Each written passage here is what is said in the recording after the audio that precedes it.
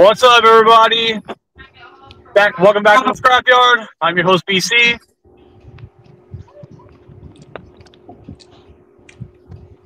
Who's next? Previous. Oh, sorry. Coming right, Mebius. Spooky TFA 1024, the TF Addict. Yo, what's up, YouTube world? Eric Tron here. And on tonight's episode of the Scrapyard, it is perspective is a powerful thing. And trust me when I say this is going to be something that we're going to be putting a lot of emphasis on, basically just how powerful perspective can really be. Yeah.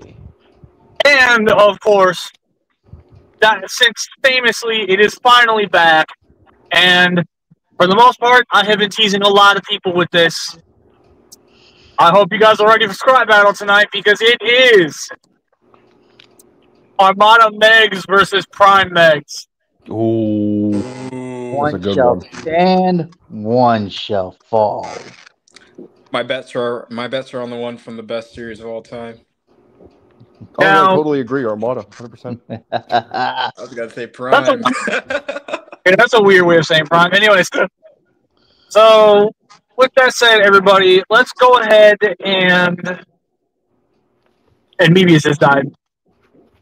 Oh, the Halloween surprise, I guess. I don't know. Anyway, Happy so Halloween, everybody.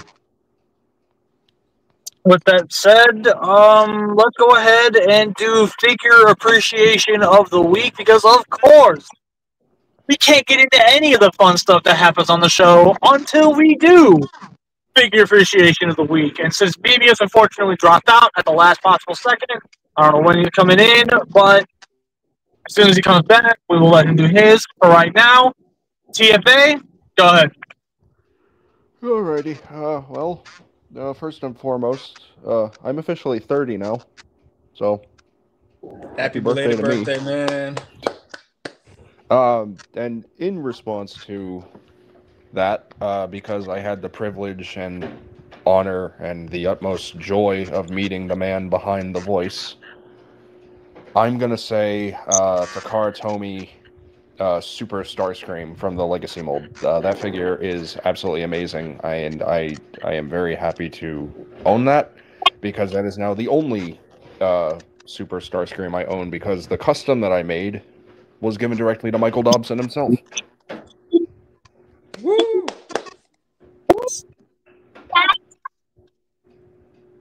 All right, Eritron, you're up. All right, my figure appreciation, my figure for the Figure Spotlight Appreciation Week is this is from TFCon. BC was with me when he found this for me. I was looking for this for the longest. It is the Transformers Thomas the Tank Engine KO Transformer, and like I said, I was looking for this for the longest. I was a huge fan of Thomas when I was 2 years old, way before I got into Transformers.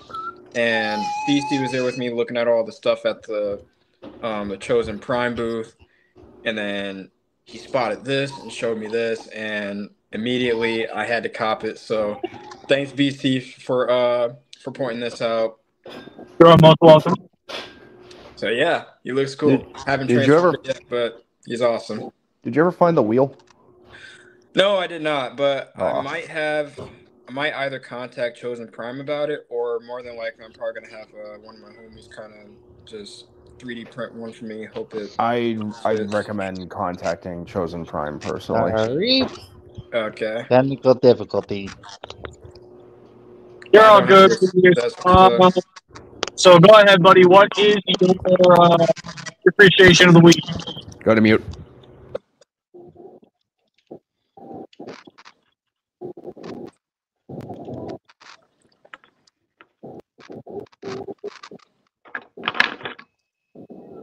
Cool. Alright.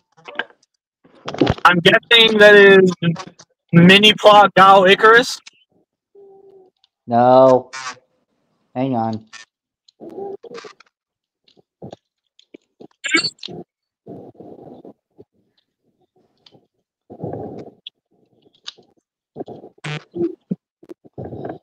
Not used to doing this on camera.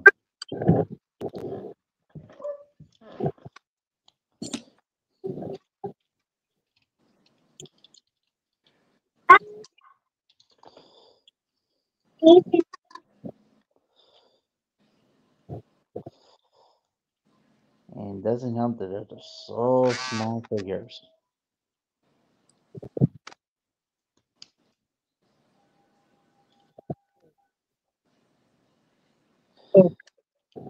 Again. What's up, Quentin? What's up, Daniel Rocha? All right, everybody. So my figure appreciation of the week is not what you were initially thinking. For those who have seen the haul pictures, mine is actually Legacy United Doom and Destruction Windsweeper. Okay. I just got that in, and yeah, it's safe to say I'm already contemplating dropping an order on non-F soon.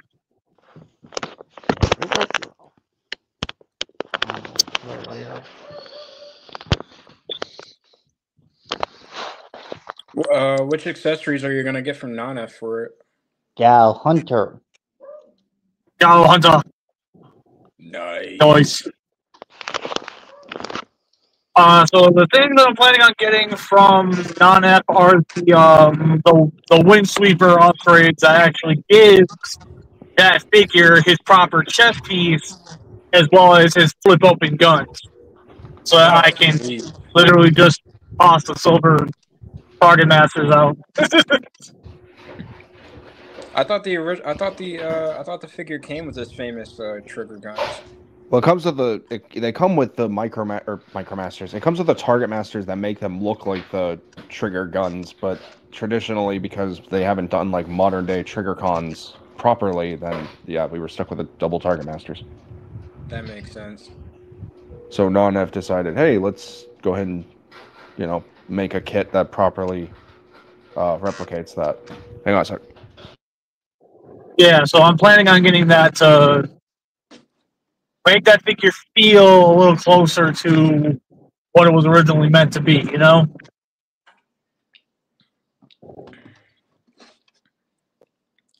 For the accuracy. Yep, for the accuracy. All right, let's go ahead and get into this. The topic at hand is perspective is a powerful thing. How exactly do we view this based on what the saying is? I would say, in my view, perspective, I don't want to say it's point of view, because perspective it's based on the person themselves, based on their, that's different from their point of view. It's like, I guess a bit of it goes into like wording, like, like you may think, the wording that you put it is, it would translate properly to how you said it, but that may not translate to someone else's, that may not translate well in someone else's perspective. Okay. So, for the most part, perspective, and this is just for those who know me, you all know that one of my favorite things to say, just in general, is perspective is a powerful thing. And the reason why I say that is because while, yes, you could end up having one very specific viewpoint where for the longest time you refuse to back down from that viewpoint. The one thing that can literally, like, not so much without much effort, but also putting in the most effort, it is perspective. And when you have a different perspective going into something, that is when all of a sudden your viewpoint really does begin to change.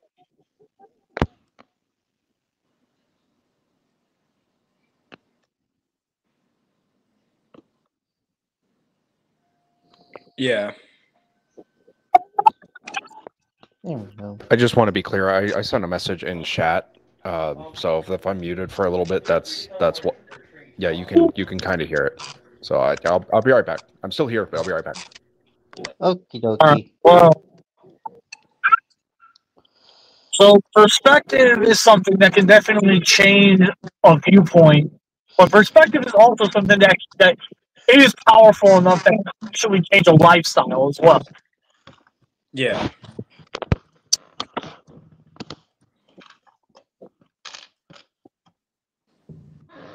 If anybody else would like to chime in and say something on that.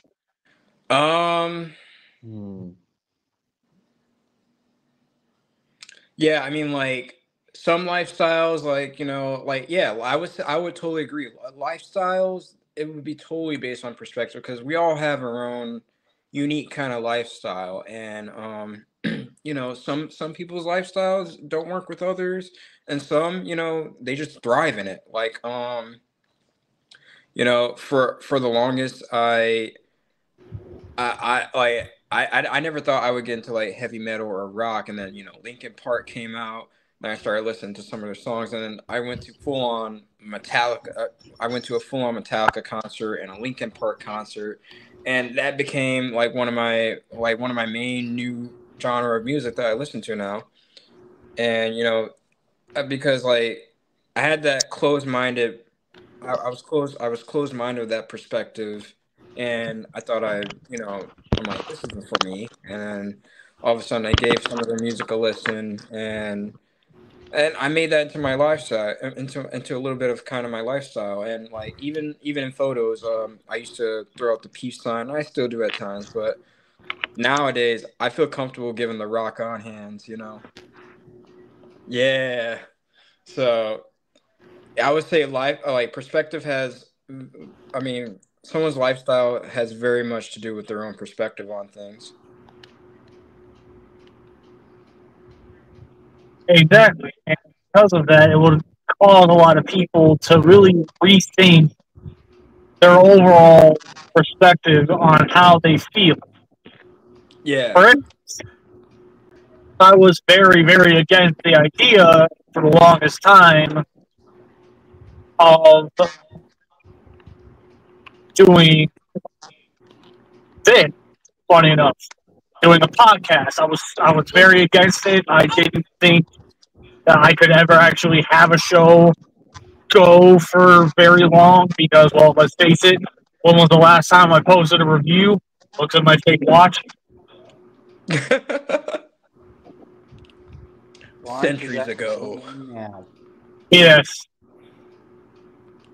7 years ago. Anyways. I guess you could even In a say year, before 2000. time began. According to the golden But disc. so when I was exploring ways to get the channel alive, I stumbled upon the idea of, well, what if I did a podcast? And then I started going, you know what, man, I don't have the charisma for that. I don't have the patience for it. I would be way too strict with people. It's just no, I can't do it. I can't do it. I have way too many bad experiences. Can't do it. Well, an old friend of mine who I at one point was big friends with, Optimus 0420FL. Those who don't know who that is, let me fill you in. That was Scott Lee. We know him. Fortunately, on January 11th, 2021, had passed away. Wait, Scottimus? No, different guy. Oh. And this dude, let me tell you, he was a massive influence on me. I remember he had a lot of his own limitations, and he had a lot of his own issues when it came to patience. And guess what? He did the ground bridge every week, nonstop. Never once did he stop. Still, every now and then, I go back and I rewatch some episodes. And that's when it hit me. Maybe I do have what it takes to do this. Maybe I can step out of that comfort zone and do something different. Don't stop believing. Hold on to the feeling. Yeah. You got the touch. Anyway, sorry about that. So, at the end of the day, I decided, you know what? I'll get it 50 episodes. And if I'm not feeling it, and I'm just not really willing to keep going by the time I hit the 50 mark, I'll go ahead and leave it on the cutting room floor, and I'll never bring it up again. We are now currently at our 139th episode. Clap it up. Ooh. Congratulations. And all it took was a different perspective to get me to finally do it. That is why I am a firm believer that perspective is a powerful thing.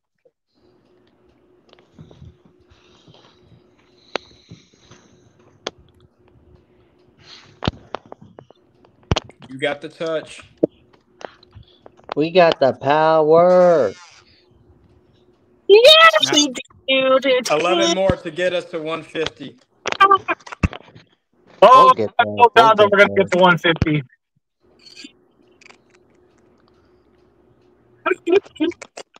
Am I peeking?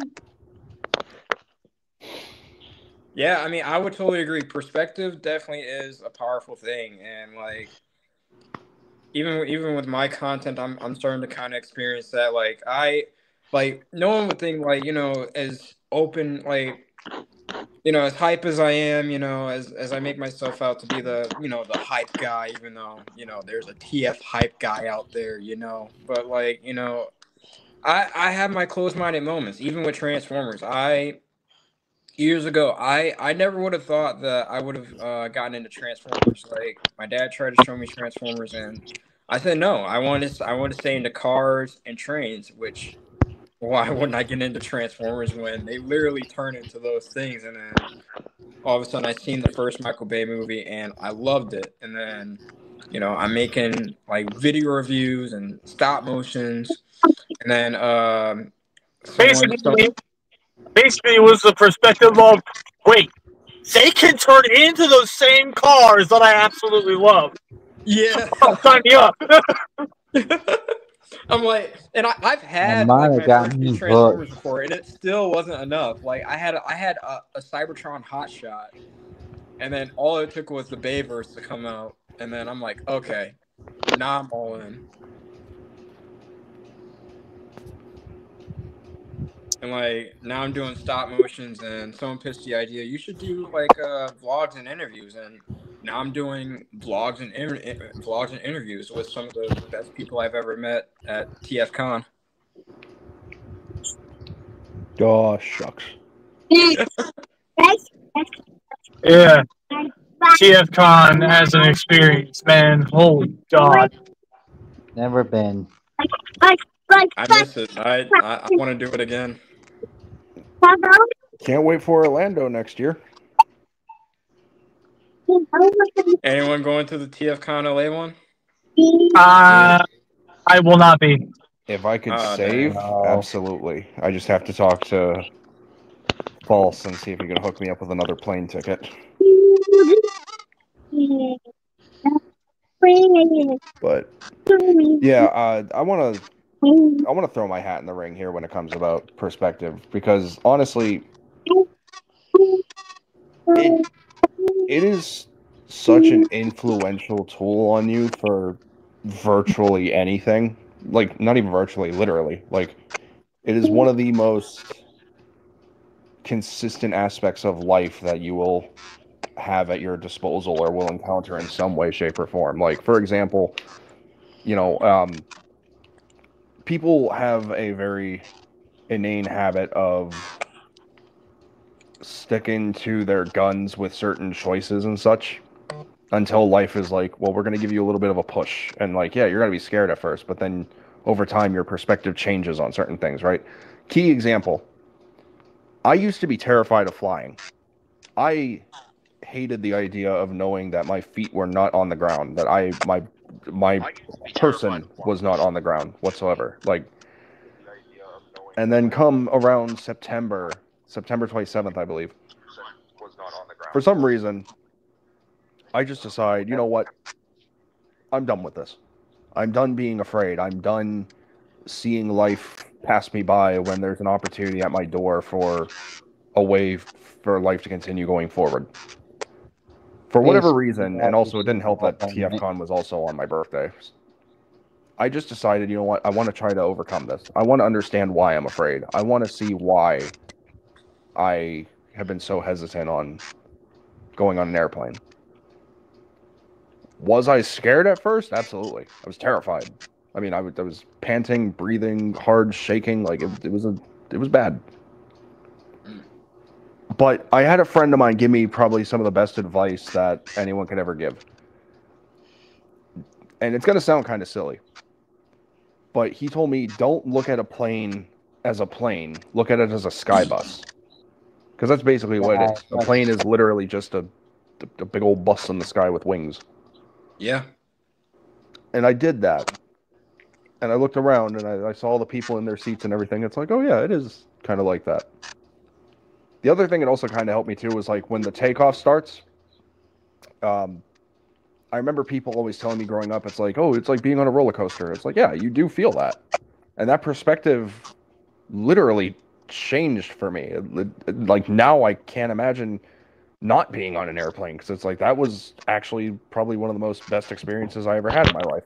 And to everyone who said I told you so and everything, haha, yes, you got it in, but also you'd be proud of me. It was scary. Honestly, if people are sitting there pointing fingers and going, ha ha, I told you so, just need a GTFO at that point, because at that point, they're taking what should have been a massive win for you and trying to turn it into a win for them, and I am not okay with that. Again, You want to say that a little louder to my roommate next to me? You got something you want to say? And the reason why I say that is from my perspective, to officially have something over me, because I have yet to get on an airplane. Same. Yeah, I'll get you on there one day. So, the way I see it, you conquered a fear. That's a massive win. Like, regardless of how anybody may feel about it, dude, you flew on a plane. That's a big freaking deal. I know. I'm really proud of myself. You should be proud of yourself. Because not everybody is able to do that. Victory. Yeah. Seekers to the sky. And all before I turned 30. Oh my god, I just realized I turned 30 on a plane. Holy crap, you did. Holy god, yeah, you did. I turned 30 on a plane. Wow. I don't know how I feel about that. To also add into the perspective thing, let me give you all a little bit of insight on how TFCon went for a lot of us. For literally 2 weeks, Ian False Convoy completely duped TFA. Oh, here we go. TFA had no idea what was happening because I told him flat out that entire week I was pretty much working overtime. That there was no way I was going to be able to find the time to come to the con. That if by some miracle I'd maybe get like 5 minutes with him at best, and then unfortunately would have to bounce out to go get my kid or something. Which at that point, TFA knows I'm a dad. Yep. There's no way I could sit there and lie at that point. You know what I mean? Yep. The entire time, he had no idea that me and Klaus were planning this birthday surprise for him. I was sad boy for a while. He was a very sad boy for a while. I was like, I So have your imagine gifts and the look on his face when I turned that corner and went, "Sup, bitch?" Yeah. Yeah, no, it was like honestly, that was probably like one of the best surprises ever. It was like a sitcom entrance. I will keep saying, BC, that was a sitcom entrance. I could hear like the laugh track or like the audience like like gasp. BC showed up. Hello, Spunky. Happy Halloween. And then I show up, the applause. Happy Halloween. Anyways. So yeah, that was the fun. That was TFCon, at least for the first day, because I'm pretty sure TFA was still thinking I'm only going to be there for like a minute and then I'm bouncing out. So again, I'm like, dude, I'm here for the weekend. Yeah, I lit up a lot. Just seeing his face light up made the whole entire scheme worth it. Yeah. Because he had no idea I was showing up. I did not. So it was great. It was fantastic. Easily one of the best birthday highlights. Well, that and meeting Eric, even though we were struggling for like hours, like, where are you? It's like, oh, I'm in line. No, it's like, I go to the line. No, I don't see you. And it's like, where are you? And it's like, oh, we're in the bathroom. And then it's like, oh, just meet us in the lobby after like 3 hours. Yeah, because like I was trying to meet up with I was trying to meet up with the two hosts from Topless Toy Talk, and it was hard for me to even find them. And like so many people came up to say hi, and like I said, the vibe is just awesome at TFCon. Like this is why I love the TF community. Like everyone is just so friendly, and they just showed up, say hi, what's up. I took pictures with many people, and at first, the first guest that I got to meet, the first big face that I met in the TF community, I met Patriot Prime in the line, and then after that it was Steven Lawson. And then the evening fell to the night, and then that's when I met you guys. Wait, Steven Lawson was there? Yeah, he was there. I took a picture. I mean, I took a video with him. Huh. Which, speaking of that, once again, kind of adding to the whole perspective thing, as weird as this is going to sound now that he's actually here, I straight up never really heard of... I never heard of Erictron up until TFCon. Wait, really? Oh, wow. Like, straight up, never really heard of you. Like, I followed you on Instagram because I was like, you know what? He posts a lot of cool stuff. I'll go ahead and I'll throw him a follow just to show my support. Never once did I ever actually think in my life I'd actually meet this guy. So when he first walks up and he's all like, "What's up, everybody?" I'm like, "Hey!" And finally he introduced himself. "Oh, you might know me as Erictron." Wait a second. So now that goes to show I need to do more vlogs now. Now, so people can recognize the face. I need to do more of that too. Actually, speaking of, I should probably work on my TFCon vlog for both Orlando and Chicago at some point. Yeah, I ended up having to cancel the vlog that I was working on because I kid y'all not, I only had one clip. I'm backed up with like 3 different vlogs. I have literally like 2 toy hunts that I didn't even upload before TFCon, plus unboxings that follow those toy hunts. So I got to edit that all together after I edit the TFCon vlog together, and then I got to upload those. So I really got to punch in overtime with the Erictron stuff. You know, that's another thing too about perspective as well, right? Because, and forgive me for getting a little down sounding here for a moment. I had the perspective that my birthday, my 30th specifically, was not going to be the best.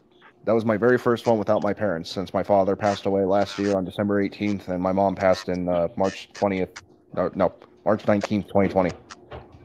That turned out to be one of the best birthdays, if not the best birthday I've ever had. I'm happy for you. Yeah, honestly, that's a perspective that definitely comes in handy.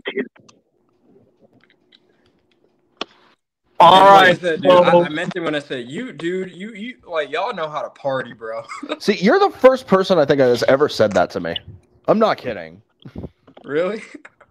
Yeah, because like I'm not really a party animal per se. Like I want to do crap. I know how to have a good time, but I wouldn't say I know how to party. But like you saying that, like, thank you. I mean, like, since that's the whole subject, not perspective, like, you know, like just carpooling in my car, just singing at the top of our lungs, Linkin Park songs, like that. To me, that's a party. And then Wendy's afterwards. I mean, like, come on. That was really fun, actually. I've never done anything like that. I know BC and False and I went to Uno's on Friday, which that was fun. yep, That was I a even really have good time. the photo of it. I'm so glad you found that. I was sad that we didn't have that many photos together. Well, look at it this way: if I manage to work things out and I go to Orlando next year, we'll have plenty of opportunities to take pictures then. And I will be sure to get you on a plane. We'll see, because the only way I'm going to do it is if I can talk my wife into going with. It's funny enough, I'm actually talking to TF Addictress to see if we can make that a reality. Which is also funny, because TFCon Orlando's official first day is on my birthday again. Wow. That's So if I can go 2 for 2, I'm going 2 for 2. I might have to miss TFCon for this. Unfortunately, I'm going to have to wait another 3 years. Wait, for what? For another Chicago show, I'm probably going to have to wait another 3 years. Mm. Well, I think the whole reason they're doing Orlando is because of everything that's going on. I'm not going to get into it. I'm just saying that is a major factor as to why they decided to go back to Orlando. I do not see them doing a Washington show for a while. Oh, yeah. I know. Yeah. Mm-hmm. There's no way. I'm not going to say it because that's one of BC's guidelines.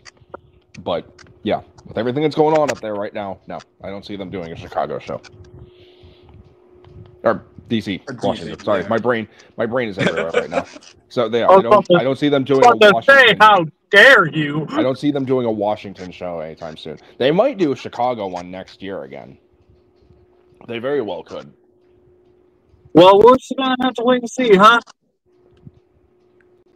Maybe Indiana. Didn't a TFCon take place in Indiana at one point? You know what? I'm gonna Google all the places where they've done a TFCon because now I'm curious. Yeah, I'm curious too. Because if an Indiana show happens, I might be able to make that one happen. I know both TFCon and BotCon at some point they did conventions in Texas, in Houston, Texas. TFCon has done Baltimore. Checking. Also, for the record, if you're watching, and Marvelous, it was actually a very fun time seeing you there as well. I very much enjoyed our time. Yeah, it was awesome to meet you. Yeah, Marvelous. Chicago, cool. North Carolina. They were in North Carolina? They were in Virginia? Yep.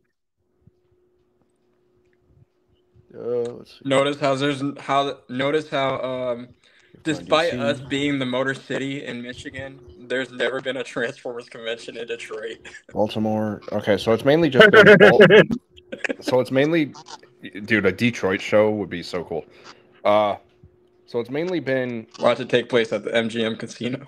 TFCon USA. Oh, 2014 was also October 24th. Also, so as a sense of perspective, yes. the next time I say let me drive, let me drive. I promise nothing because I'm very considerate. I try to take into account everything. Not being difficult. I saw how tired you were, and I was like, I don't want to put this man through too much. Wait, he's already a father. He's already a father. Driving, he's already a father. I don't want to put him through more. Genuinely, it's fine if I know it. Like I know my limits. I can more than handle driving with other people in the car when I'm tired, because at least then those people are keeping me awake because they're talking to me, they're interacting with me. I'm not just sitting in the car on my own. Like if I was going on my own, that would have been a very different story. Like at that point, I would have been like, no, somebody's got to go with me. Valid. To be fair though, the GPS, like in Chicago, I don't know what's up, but like it was so short. Like the turns was so short notice. Like it literally felt like I was driving in that one episode in Transformers, like Triple Takeover. Yeah, that's where they built the giant maze thing. It felt like I was driving through that. And all the well, I think this is where we're gonna go ahead and call it on the topic at hand, and we are going to start moving into, well, we are still going to do flashbang trivia, but here's the problem with that right now. I'm on the road, so I really can't participate right now with that. But here's a sort of throwaway, oh, hey, let's give this a shot real quick and see how this lands. How do you guys feel about figure recommendations? Figure recommendation. Well, for what? Like just in general, like if there's figures you've been playing with or messing around with or flipping back and forth that you really want to go, hey, if you're looking for a figure that has this specific factor to it, this is what I would recommend. You know, something like that, just to kind of help keep keep us interacting. So like adding it, give me a bit of a cushion so I can get back home, do flashbang trivia properly. I'm down for that. Figure recommend. Yeah, I mean, Gotcha. I always like to recommend because then you can decide. Mebius, what figures do you recommend? Well, I've been mostly playing around with my model kits. Oh, nice. So do you collect blockies or blokies? God dang it! I mostly stick to Gundams. Oh, Gundams are dope. I was building those nonstop in 2020, and I still got. Oh crap! Speaking of figures, Eric, I still need to open the ones that you got me. So when it comes to the Gundam model kits, what is the part of the Gundam model kit that sells you the hardest? Okay. Mostly the designs. So it's the design, like the artistic style of what the robots look like. Kitty. Yeah, that's what grabs my attention the most. See, I would also recommend Gundam model kits, but I would recommend them for a very different reason. I would recommend them because of their articulation. Yes. Kitty. Just like within the same breath, I would also recommend blockies because of the articulation. Kitty. Is it kitty? Use your kitty. It's got to have an over 90 degree knee bend. Use your jip. Over 90, yeah. It has to have a double knee, has to have a double elbow, has to have a double neck. App crunch. Sorry, she's sassy. However, if we're going to actually stick with like Transformers, if we were to recommend a figure where literally the only thing, like its biggest selling point is just how well articulated it is, and to slam a limiter on this, we can only speak on official stuff. So no third party. We cannot bring third party into this. If we're talking strictly articulation, which figure would we recommend right away? MP-44 Convoy. Oh God. Okay, actually no. Hold on. Let me slam another limiter. No masterpiece. was about to say, dang you it. said MP4. It was strictly have to be mainline. Hold on. Let me make something clear. Not everyone can afford Masterpiece. And There's a not reason everyone- why So it's it's called gotta be in main the line. affordable range. It's the Got it. main line that's available that is the easiest to access. For now. Gotcha. And not everyone also wants Masterpiece, too. That's the other thing. Yeah, true.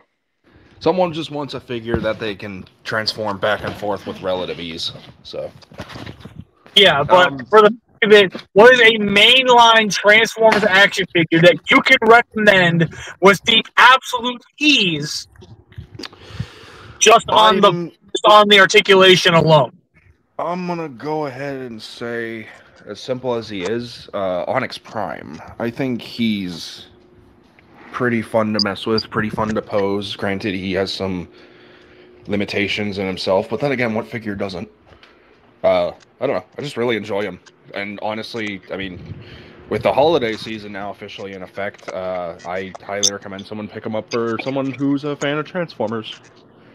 Because you can't have one without all. But then again, that's also like starting a combiner. It's like you get someone the first member. It's like, oh, good luck on the $100 journey. So, I mean, unless you just want one Prime, then it's like, what are you? What are you doing, you weirdo? Unless that Prime is Optimus, then that's acceptable. Well, I guess if we're talking mainline figures, not Masterpiece, because nobody can easily pick up a Masterpiece. I would say I just recently transformed my my Bumblebee movie Megatron. I love the articulation on that, and you know I think it would have been really dope to actually see Megatron in the scene of the Bumblebee movie.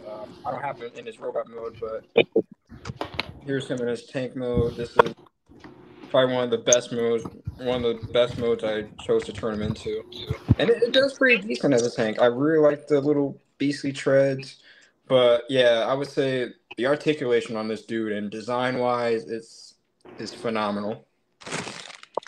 That Megatron is so underrated. It is, and even my homie says like I showed him this, and he's all like, "Nah, it just ain't it. I'm gonna buy Megatank." I mean, Like, Megatank's cool, but, like, okay. Yeah, but at the same time, like, so you would recommend that figure right away just because of the articulation, right? Yeah, just because, like I said, I never transformed this guy up until like maybe a week ago, and I thought this was like one of the coolest articulated figures that Hasbro thrown out there. Okay. All right. Well, now you guys are either going to agree or disagree. But here's who I would pick. If I were to be asked, I want a Transformers action figure, one that is really posable, but I'm not really sure which one to grab because not nearly as many of these figures are nearly as articulated as what I personally like. DC, who would you recommend? My immediate answer is going to be Legacy Voyager Tarn. That is a Yeah, banger. now you're speaking my The language. articulation on that Tarn figure alone makes him well worth the Voyager price point. He is a fantastic figure. Not to mention, he has way more articulation than even the Mastermind Creations one. And that was the first Tarn. And transforms like a dream. It's honestly a wonderful piece. It genuinely, with every fiber of my being, hope and pray that they keep pumping out more figures that can articulate nearly as good as Tarn. Because, good lord. Yeah, he's fantastic. He is wonderful. I like how the guns, like, you can change his cannon, or you can have like you can have his guns combined, like you can have his guns put together like how he normally does in the comic, or you can just connect both the ends of the barrels end to end to make a longer size cannon.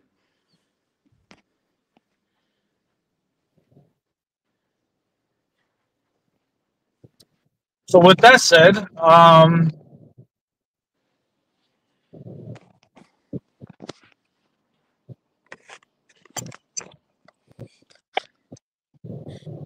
So, what is a figure that we would recommend just from how it transforms?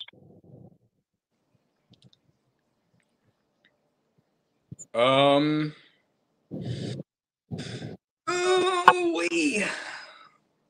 And again, no masterpiece, no third party.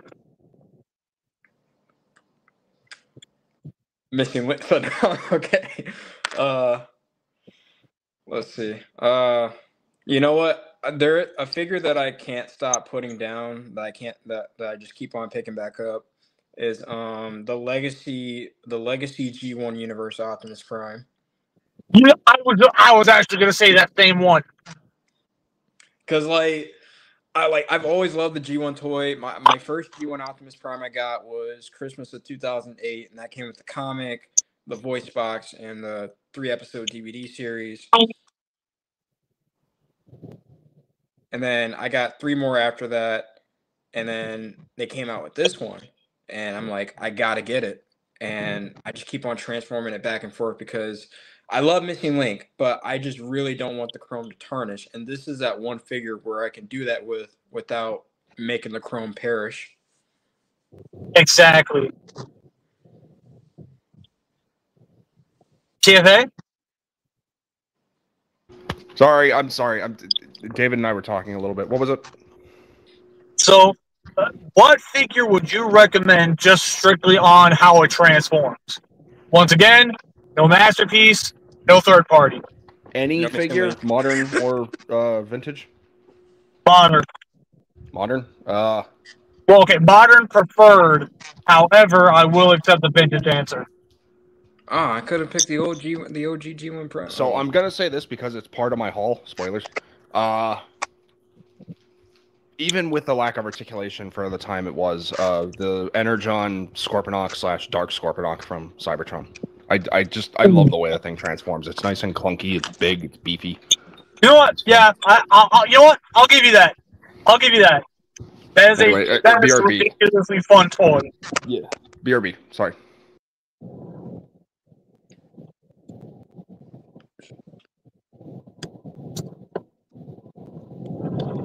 All right. So, what is a figure that you could recommend just based on the aesthetics alone? Like, just strictly on how does it look when you're looking straight at it? That's a tough one. I would have to say, as far as look, I would say has. Okay, wait, hang on. No, wait. So no HasLabs or? I'll be nice and I'll include HasLabs this time. All right, Unicron.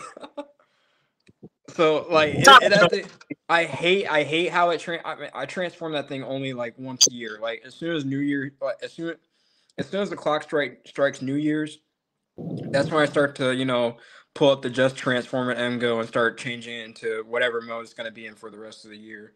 But looks wise, it looks very imposing, very menacing, and the scale is just like words can't even describe how the scale is. It's like it's an amazing figure as far as looks,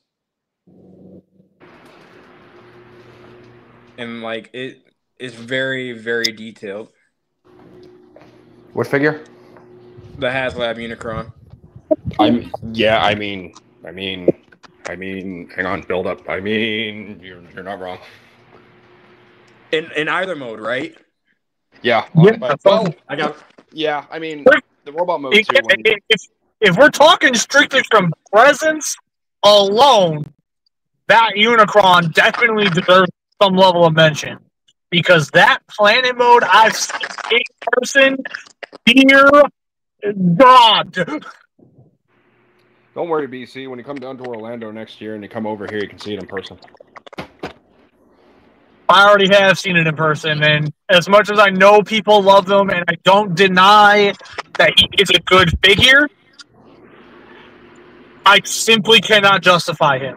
To the point where I am going to willingly go blockies for Unicron. Yeah, they already started with the head. All we need now is the body. I still gotta ship it out to you.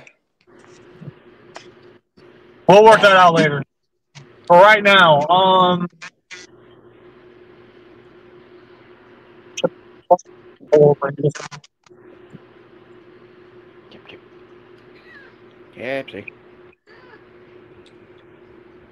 Yep. But yeah, I can't wait for Primus. Kitty cameo. What was that about Primus? I said I can't wait until they do a Primus. At least I hope give they us do. another few years, please. I need to save the money, please. I Same. can't ask TF Actress again for another $675. They come out with the USS Flag, I'm screwed. Watch it be bigger than the original. Oh God. I'm gonna have no money left. my poor wallet after this fund. My poor wallet, all the money that I gave away. I feel so bad. It would be like triple the size of that Fans Toys Broadside. Their Oceanist. Broadside. Oh my God. Man, that broadside is something to behold, man. Yeah. 2.5 feet in that ship mode. How? How are they gonna do that? It's Fans Toys, dude. I know. That might just be my first Fans Toys. That might be my first fan. Wait. Did Fans Toys do? Wait. Did Fans Toys do? No, that was X Transbots that did counter punch. Never mind. Yeah, that was our Transbox. Yeah, this might actually be my first Fans Toys figure then, because who knows when Hasbro's gonna end up doing Broadside. Yeah. Well, now, I've noticed a bit of a trend where whenever specific characters they start getting traction in the third-party realm, all of a sudden, Hasbro's got one planned. This is true. If Hasbro does one, honestly, please don't make it don't make it Commander size. Don't. Too late. It's gonna be Commander price, and it's gonna come with mini aerial bots, just like the Titans Return one. Yeah. Broadside. He definitely deserves Titan class rank. Nope, he does not. Please don't.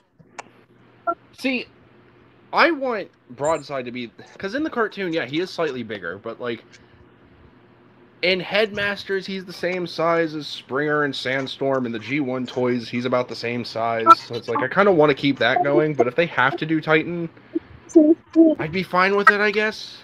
Kind of. It would just kind of suck because it's like, oh, then we have all the Season 3 characters, and then he sticks out like a sore thumb. I mean, unless we're going off of Carnage and C minor scale. Yeah, we don't talk about that episode. So let me point y'all in the direction of Carnage and C minor. We don't talk about that episode. So Carnage and C minor, we're gonna actually stick with the scale of this very specific episode. BC, please, I'm begging you. Yeah, Devastator canonically is supposed to be the same size as Soundwave. But even then, for whatever reason, he can hold up a broadside that's the size of his literal back end. And this when is they something that we call in the franchise just cartoon magic. Okay, everything changes. Everything it doesn't matter. All right, give me 1 second, guys. I'll be right back. Okay. Right. I found my Universe Vector Prime. Nice. So now I have the Golden Lad and the Bronze Lad. I got a question. So Joel Transformer Cybertron. So I'm literally only like 2 episodes in, and I noticed that they brought in Jolt. Yeah. Is that the same Jolt from Transformers Armada, or?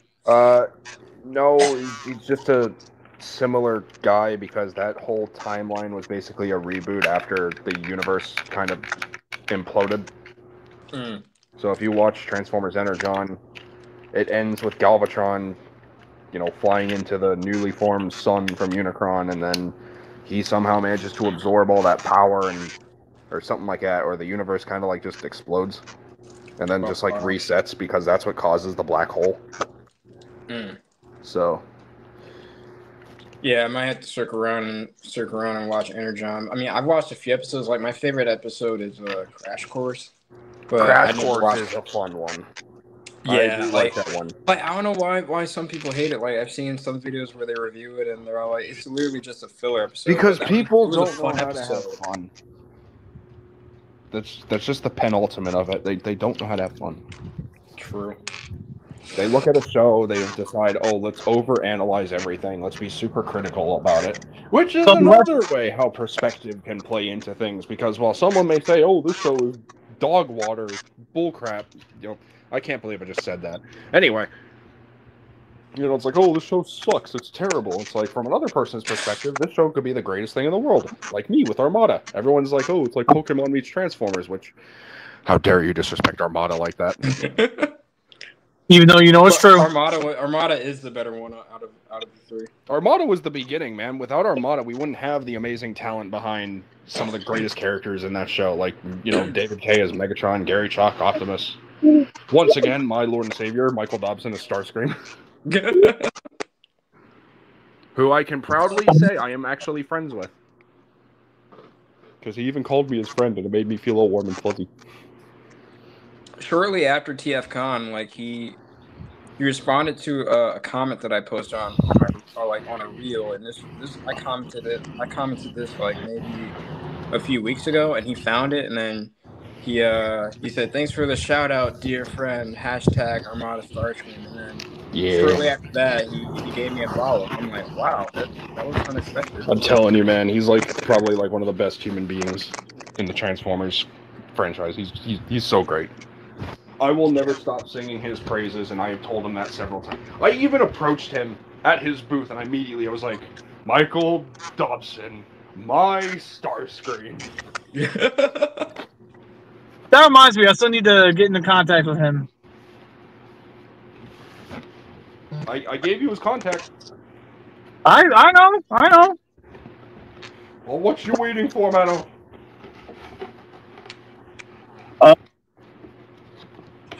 Finally getting up the courage to send him the lines and see if he's going to do the recording real quick. Well, he did my vanity card thing, so... Yeah, I wish I could have spoke to him, because I wanted to have him sign the Transformers Energon DVD. I mean, the Transformers Armada DVD set that I had, but yeah. I didn't have time, and I wanted Charlie Adler to sign my Cobra Commander, but he didn't have. I didn't have time to go up to him and ask him for that. So, on the off chance that probably a lot of people aren't going to see this, because I still have yet to do my video, this is such a beautiful sight. I am so happy with this. You have no idea. Thank you very much. Special shout out to False and Decepticons Forever 128 for this boy, by the way. I am so happy I walked out of there with him. Yeah, you were determined to get that. Because I remembered other targets I was looking for, but the main two I wanted was Dark Scorponok and Galaxy Force Vector Prime. And then I remembered shortly after the con, oh yeah, I wanted to also find Energon Quick Strike, because I used to have him as a kid. And then I was like, I also want to find Universe Leo Prime, because I have the I have the Wait, do I have either of them? No, wait, I do. I do have it. Yeah, because I have the Optimus Prime colored Leo Breaker. I had to think for a minute. So I just need the Lio Convoy colored Leo Prime. Leo Prime! It is in the universe of the universe's toy line. It will never be him to me. That's okay.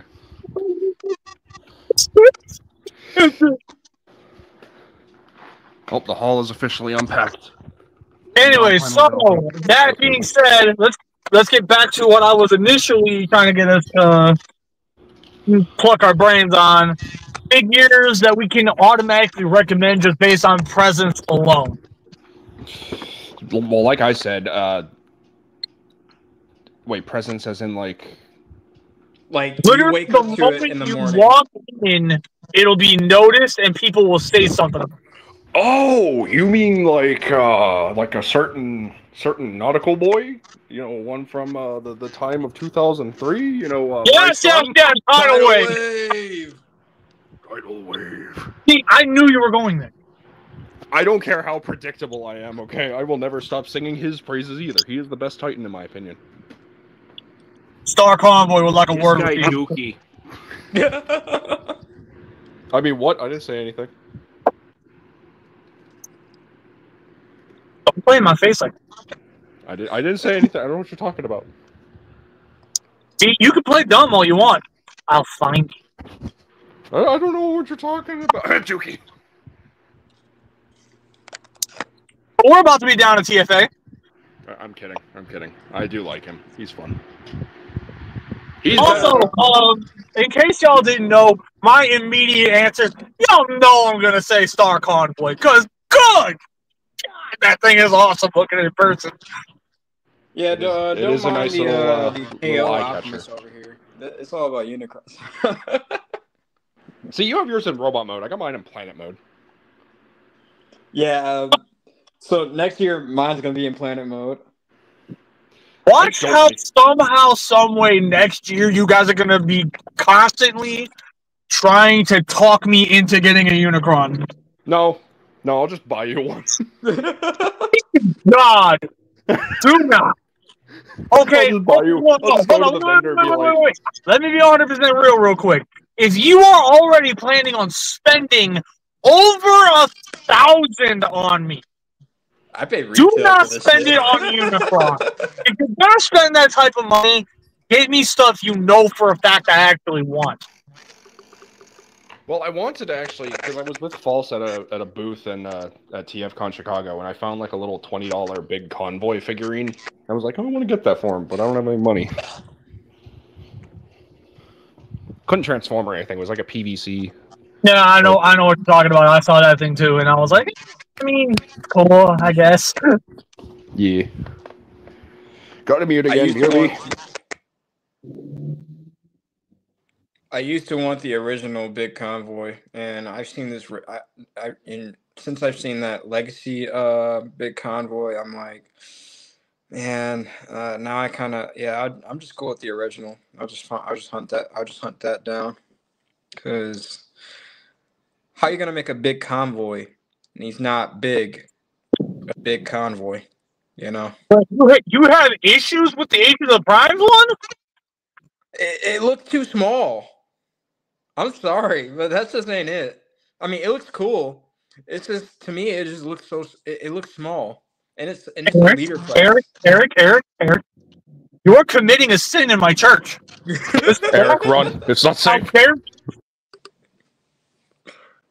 Eric, run! It's not safe. That's all right. So let's try this one more time. So Age of the Primes Big Convoy is going to be one of the best figures we've ever gotten ever, right, Eriktron? Click, click. It's okay. Would anyone else? Gotta give him some credit, man. He's doubling down. Gotta give him some credit. He's got balls. We'll see how much I bust him later. Oh snap! But yeah, I don't know about this Age of the Primes big convoy, to be honest. If I get it and I take 1,000,001 pictures of it, and you end up buying it because of the pictures, just know I have an innate ability to make people spend money. Granted, it's infectious. No, seriously. Go ahead and ask Acer. The many times he sat there and tried to fight back against me on something. Guess what ended up happening? Oh yeah, he ended up buying it. Yep. Did that with the aerial bots. He did that with what else?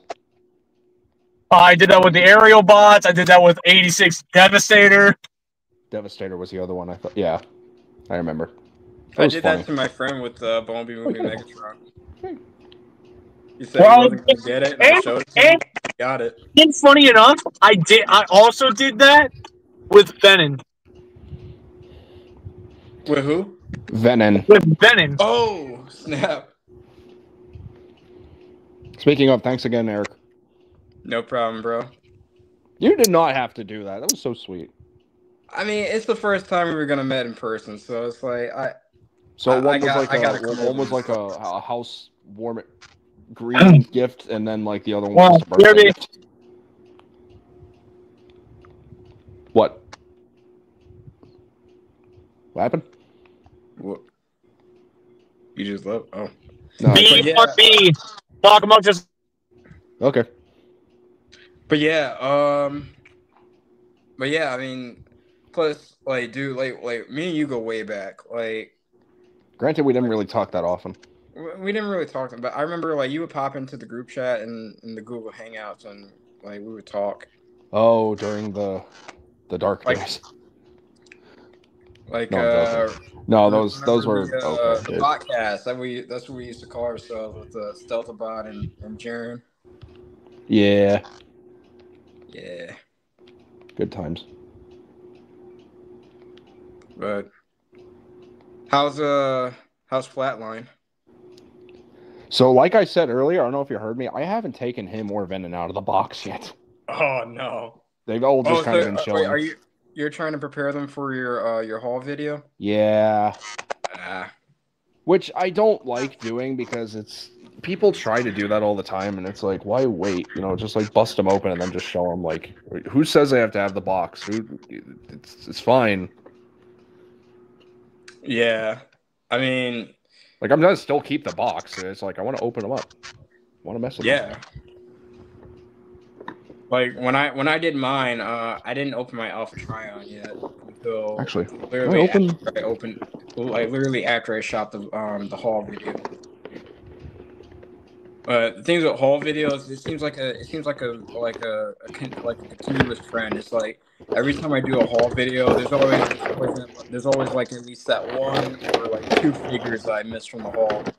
Oh, like I forgot to show off Bumper and the Energon Universe comic, and I had to edit that in last minute. Which I thought I lost that comic, but it was just in the shoebox that I kept all my my Transformers movies and video games in. Oh, nice. And then in the last BotCon vlog, there was something I forgot to put in there, and then I found that, and then I had to edit that and I had to edit that in the BotCon video at last minute. So I guess I don't have to really take my time with Micron Legend Demolisher because apparently this is already open. So that'll actually make things a lot easier. So what's the difference between that Demolisher and the original one? Original is not as accurate to the cartoon. This one is. So this one actually has like the proper brown face you see in the cartoon. Yeah, that looks so much nicer. Yeah. I heard Takara and Hasbro, they're splitting off again. Really? I think so. Yeah, I was me, BC, and Paul. Like we were talking, and then Paul said that Hasbro and Takara, they're splitting off again. So, well, they had a good run. Yeah. But to be fair, though, I mean, Takara always painted their figures better. Yeah, because Hasbro's like, we'll make the mold, but we're not gonna follow through with the deco for some reason. Yeah. I never understood that. I really didn't. Like, American audiences want what they saw in the movies and cartoons and comics too. Like, not just Japan. True. That's what I want. I don't want toy color stuff. I want freaking like cartoon stuff. That's why I like the. Yeah, I'm really not excited for them splitting off again because. I really hope that's not going to be the case, but it's probably because the. Oh wait, can't mention. I'm just gonna say it's probably because of the circumstances that are currently facing the world right now. Yeah, I would believe so too. Plus, I mean, the Takara ones they just costed more, and that's what I didn't like about it. I'm sure they were better painted, but I mean, at the end of the day, I've always bought the Hasbro one because that was the closest figures I could get my hands on. That reminds me, I still need to get that Takara version of Lio Convoy from the Transformers 40. But I'm not getting anything next month because I need to save my money. Same here. Actually, I might get one. I might get one thing next month. I'm not sure what, but I might. Yeah, I gotta save up as much as I can for TFCon. So next month I'm probably not gonna get anything, Maybe for everyone else. For that one person. and then either Quintus, whichever one comes first. I'm either gonna get Amalgamus first or Quintus Prime first. Well, they're both coming out in the same wave. Yeah. But then again, Hasbro doesn't always follow wave order, so. True. I'm pretty sure it might be Amalgamus, because it seems like the Voyagers come out first before the Deluxes. Or like maybe one of the Deluxes will come out and then some of the Voyagers. I don't know. Quintus is a deluxe, right? I mean, he looks Quintus like is a Deluxe, Amalgamus is the Voyager. Oh, I thought Amalgamus was a leader class. Okay. No, he's a Voyager. Oh, nice. Okay. The That's one cool. I'm still concerned about is Nexus, because he's also going to be a Voyager, which has me thinking the whole combining gimmick is probably going to be, oh, we're going to take Amalgamus, Micronus, and Nexus and have them be Nexus Prime. Dang. I see. I was hoping he would be, I don't know, somewhat of a commander class almost. No, his listing was a Voyager according to the internal document that JT Prime 17 revealed. Ah, oh, dang. That sucks. Dude, this Micron Legend Demolisher is so nice. I'm so glad I got this. Let me see it. Dang, that looks so dope. He looks just so like close the to the cartoon. Yeah. I love him. Oh, I don't know, Cyclonus. I think the Minicon is over there. He actually has that nice face, too. Nice. Oh, beautiful. That makes me really happy. Yeah, your two gifts are... They're still right here. Nice. I'm sorry. It's all good. You know what? Screw it. I'll still have the boxes. I'm gonna open them up. I already did my little. Let's go. I already did my little reel on Instagram, which, by the way, I'm really happy with how well that turned out. That was heat. Hello. Hello. Are we doing a live unboxing, or? We are doing a live unboxing. All right. Well, then I guess we can go ahead and wait to do flashbang trivia until you're done. Yeah, I can parallel focus. No. Enjoy your toy. If that's the case, I got two. Also, VC. What? Micron Legend Demolisher is beautiful. I know you were going to cave on that. It's Armada, of course I am. I know. The only Armada thing I got, mind you. All right, so now that I'm actually home, for those who have been waiting a while for me to finally reveal it here, because I have been screaming about it for such a long time, I finally happened. Heck yeah! Darth Saber! That's Victory Saber to you, young man. Victory Saber! Yeah, I was about to say, Eric, we're going to have a conversation here. I didn't see the feet, dang it. Dude, you were so ecstatic. I was trying every with every fiber of my being, I was trying to contain it. No, express that crap. I actually caught the unboxing on my vlog. Oh, when we were at the food court? Yeah, I still got all that together. So we were witnessing me struggling to get him out of the box. I mean, to be fair, it is a very sophisticated box. Honestly, the fact that I was just sitting there busting him open while trying to eat some fried rice. Yeah, Hasbro was not pulling any punches with those t-shirt tie thingies. No, they were not. I can guarantee you that. So they're finally getting rid of the paper next year? Yep, thank God. I'm gonna miss it. I want the Decepticon paper. Yeah, same. I was hoping for that too. I Am forget I who really the complained about only person that Marvel. absolutely hated that stuff? Probably. Well, no, not that. Among us, yes. Among everyone, no. Also, I'm going to take this GameStop sticker off, which I can't believe you found this at GameStop. I still haven't seen them in Walmart or Target. But they have plenty of stock of Espresso Depresso.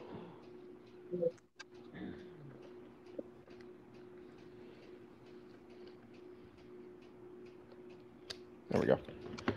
ABC. One second, guys.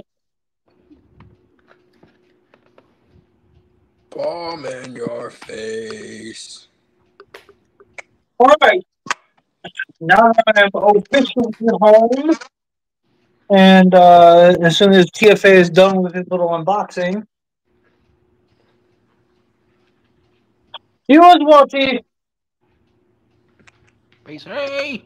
Trying to figure out where that Wi-Fi disappeared to. Oh, there it is. BC. Give me a moment. Do you get the reference I'm doing, though? Supposed to? Jeff Dunham, when Peanut's annoying Jeff. Oh, BC.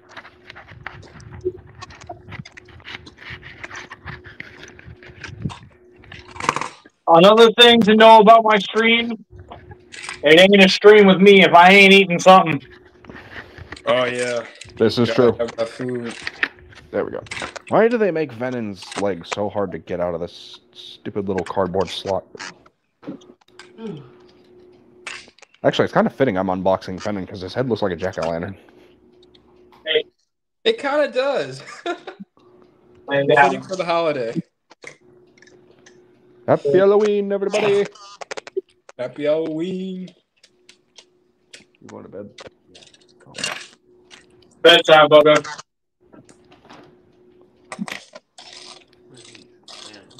So once Starting again, on the best it ain't a going stream road.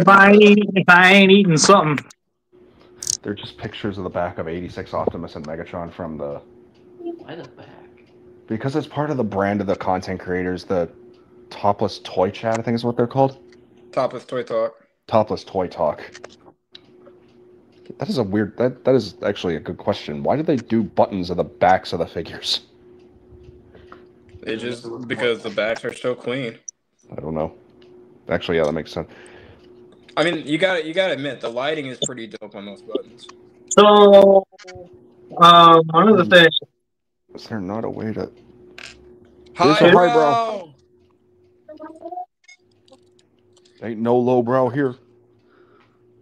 Because he got highbrow. Because he got highbrow. Because he got highbrow. Da, da, da, da, da, da. I was gonna get Unicron, but then I got highbrow. I was gonna get the 13 primes, but then I got highbrow. I'm going to get them in 2028 now, and I know why now. Hey, hey, because I got highbrow, because I got highbrow, because I got invisible highbrow. eyebrow. La, da, da, da, da, da. So yeah, I have retro highbrow now. Night, David. Happy Halloween. Happy Halloween. So his Venon's arms just stick out like that? I know, I don't have my camera. Don't, not mute, you dumbass. There we go. They just stick out like that? Yep. Wow. That's kind of lame, but I understand. Now that I'm back. Wait, what? Now that I am back. Hello. Yeah, I said screw the whole video. I'm opening up my figures. People, get into the mentality that just because you had the figure in box at the convention or the event or in the store doesn't mean they have to be in box for the video. Unbox it and enjoy.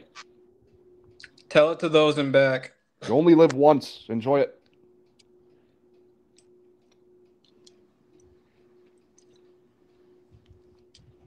I know people get into that mentality. I will never understand how or why, but no, don't do that. People just prefer to do it that way, and there's nothing wrong with that because from their perspective, that is more fun to do. I see what you did there, you sly bastard.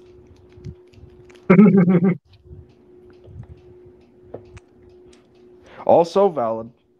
I don't understand it, but I respect it. Unlike a lot of things that a lot of people fail to do this generation. Wait, what? I didn't say anything. Who said something? Here's the core class Optimus Prime that Patriot Prime gave me. Oh my god, he can do the 86 pose? Yep. That's so cool. Oh, I'm sorry. Did I say the 86 pose? I meant the Gundam RX-78-2 pose. Oh, you mean this? Oh. I gotta hang on. Oh, crap! Where does his head go? That's the Gundam pose. Where does his head go? I appreciate it. it. At the end of the series. I see what you did there, you sneaky son of a bitch. So who thought it was a good idea to have Venom hold a blade like a gun? This is weird. I mean, with some imagination, I guess he could be firing laser blades. Nice. So, if you actually genuinely want to know, that type of weapon is not meant for like slashing. It's actually meant for jabbing. Yeah. So think of it as like a bladed knuckle duster, where like as he's punching, he's stabbing you at the same time. Oh god, that sounds horrific.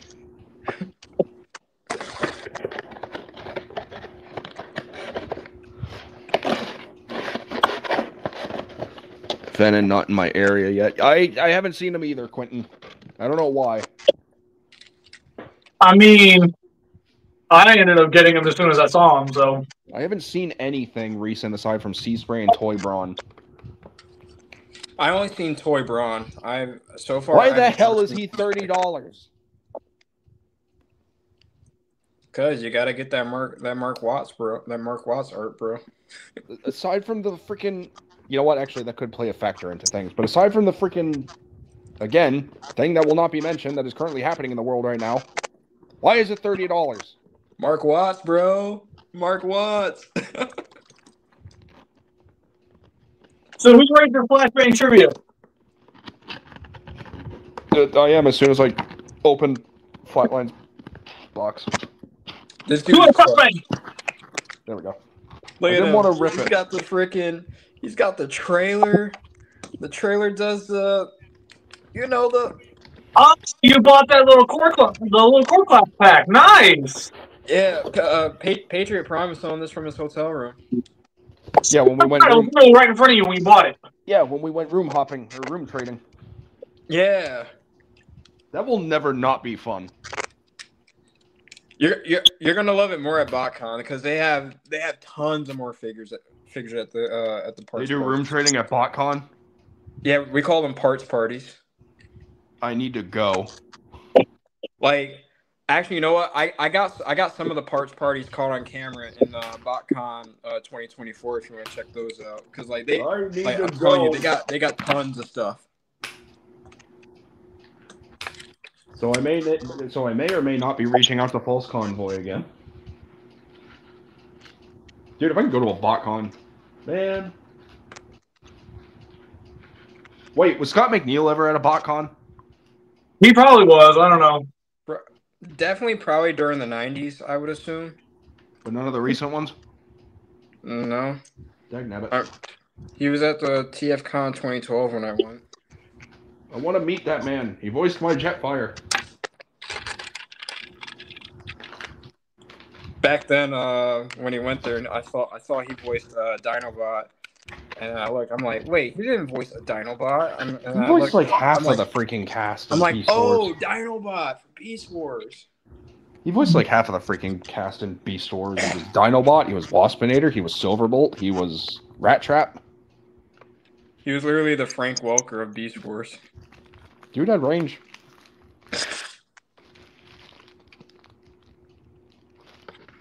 Would have been really cool if they got Dale Wilson to show up at a TF Con or something. May he forever rest in peace. And Kirby Morrow, again, may he rest in peace.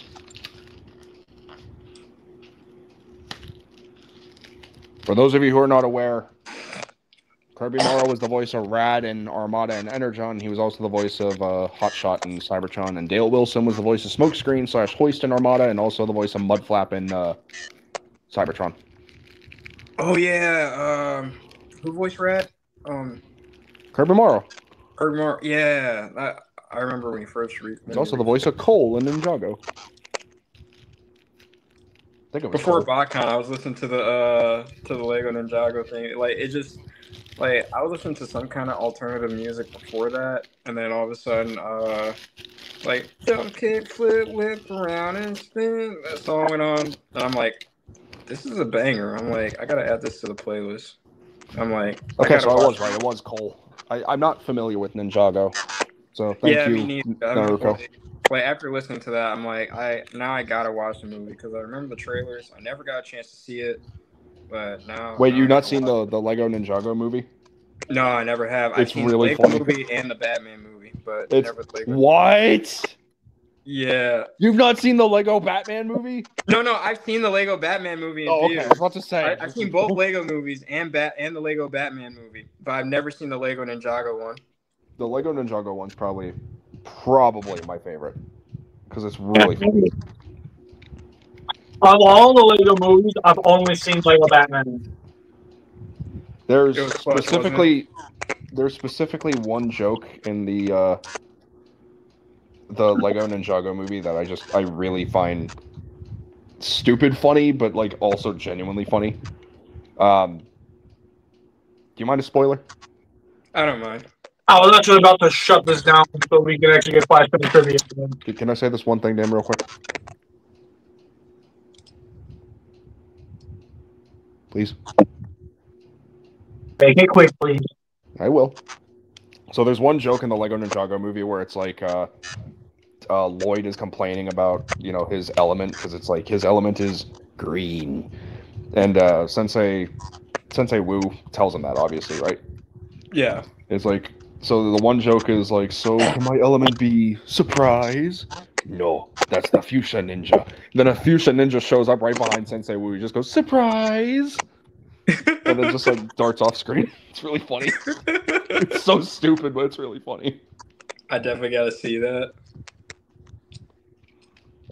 Alright, so Flashbang trivia? Trivia! I say, let's start it off with a bang. Okay, so to explain the rules real quick, how this works is somebody will ask a question, they will specify whether this is going to be a timed question or if anybody can just immediately shoot their hand up. If you have the answer, or you think you do, your hand has to go up. So for me, in my case, because... wait. The one that gets the answer. Okay, yeah. so how long do we have to answer the question? We never really established. We just kind of were like, if you have a guess or an answer, then they say it and it's wrong, they move on to the next person who raised their hand. Yeah, that's generally how it works. Because it's called flashbang trivia, so, it's like, it makes you think, keeps you on your toes. Exactly. AKA, you got to be quick. By the way, again, you're welcome for the name. Yes, thank you. Also, in my particular case, because my hand, and also figures, my hand will just be like... So. Oh, dude, Flatline's nice. All right. So, to start this off and make it easy, I'll go ahead and start this one off. This is a video game question. Ooh. What year did Transformers Devastation come out? Okay, that was really close. Eric. 2016. Was it 2016? No. Wait, was it? Hang on, I'm checking. No, 2015. 2015? Yeah, I think let's double check. This ain't cheating. I'm genuinely checking. Yeah, no, this time go ahead and double check. Yeah. I play fair. It seemed close. It could have been 2015. 2015. 2015? Oh, dang.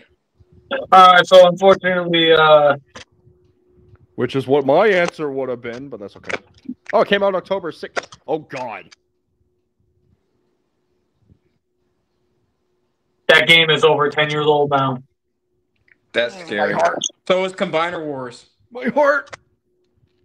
Put me out to pasture. And Robots in Disguise. I mean, if you insist. Oh, wait. Wow. You just got executed on the podcast. That's what happens on this show. I'm winning. Yeah. Yeah. You want to be next? Big Convoy or Age of the Prime sucks. At least he's going out like a man.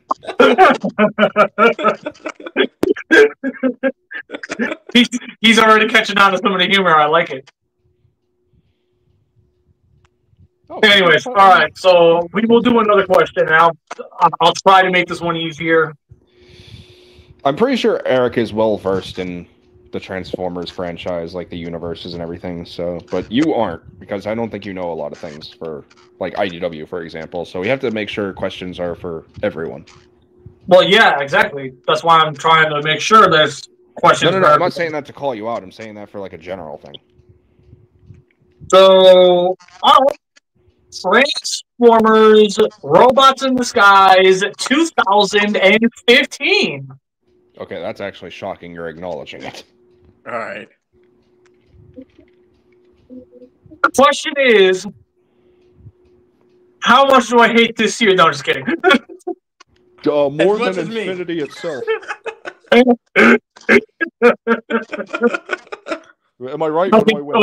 Okay, for real. Again, making this easy. What prime was Optimus training with in the afterlife? 5 seconds. Micronus. You're not supposed to blurt the answer. Dang it. So I was literally trying to say, hey, 5 seconds. So 5, 4, 3, 2, 1. Screw it, TFA.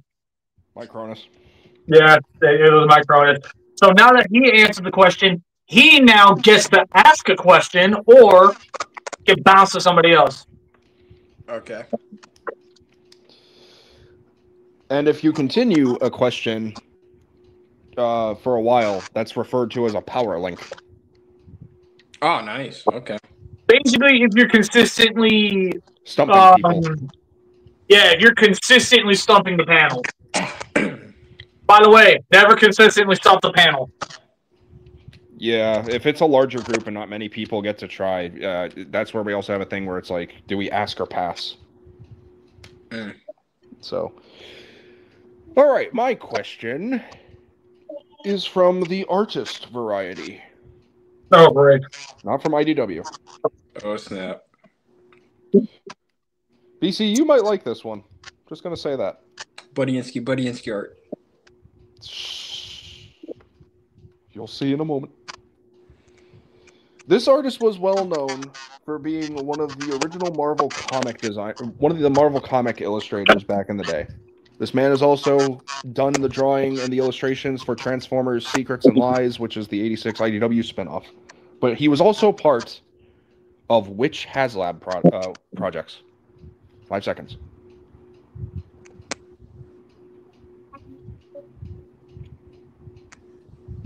So you still had your hand up, Eric. I was doing the 5-second thing, so BC gets it.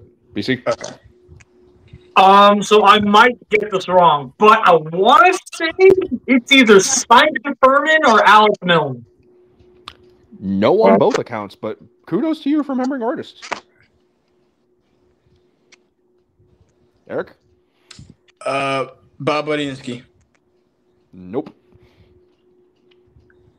You want a little more to think? Try another guess?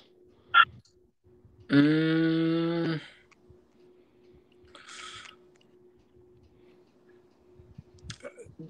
Jim Shooter. Nope. BC. Either Jim Sorensen or Floro Theory. Jim Sorensen is a writer. Floro Deary is an artist, but he is not the one associated with these projects. Do you guys give up? One more. I got one more in the tank.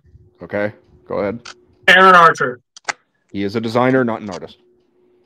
He does art too. That's off. Okay, fair, valid, but he doesn't do official Transformers art. He does fan art. Yeah, nah. I can't if I give up. And the answer is Mr. Guido Guidi. He was the one responsible for Victory Saber's box as well as Death Saurus's. Okay, this is the first time I heard of him. Wait, so he did art for the original comics? Yeah, he did art for the original Marvel comics back in the day. When I literally sat there and said, look, I really don't care about the slope pamphlet that Victory Saber came with, you literally told me that's Guido Guidi art. How dare you? You respect that Italian man. So the fact that completely blanked in my mind, I should have got that. But now like reading Secret and Lies and knowing the Victory Saber box art, now I see the similarity. Okay, let me correct myself real quick. He didn't do original Marvel stuff, but he did do Dreamwave and G.I. Joe, and he did do the Secrets and Lies and like Hearts of Steel stuff. So technically, he could have done it in them. Anyway, details. Anyway, details. So with that said, you got another one in the tank? Yes, actually. And this is based on a fact that I just recently learned. So, this is a designer question. Which two Transformers designers were responsible for Transformers Armada Tidal Wave? BC? I'm going to try my best here. Eric Sibinala and Aaron Archer. That's correct. Also, it's Siebenaller. But yeah, that is 100% correct, and I just learned that recently. Thank you, TJ Omega. Fun fact, did you know Eric Siebenaller is back behind the Transformers brand? We were actually talking about that during the after party, so hold on that. I will. So with that said, all right, my turn to ask a question. Transformers Age of the Prime. New. Okay. Let's go. Let's do this. What is the name of the artifact that Star Convoy comes with? 5 seconds. 5 seconds. Put your hand down. 5, 4, 3, 2, 1. PFA. Zodiac. My boy. Oh. Uno momento. I need to think of a good one. Hey, Gary, he's thinking of one that's going to piss me off. Balls would like me for this one. Got it. As we all know, the Unicron trilogy had a consistent number of episodes throughout the entire series. However, episodes were cut from each series, as far as I'm aware. Which episode, what was the title of the episode from Transformers Energon that unfortunately was cut?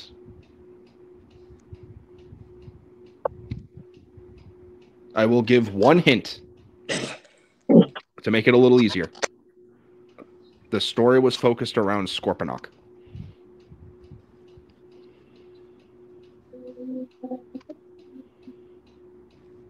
Consider the panel stuff. We don't know. Yeah, I don't know. Scorponok's Scars. It was an episode that was only debuted in Japan under Superlink. Never got dubbed here in America. All right, I'll go a little easier this time. Let's see.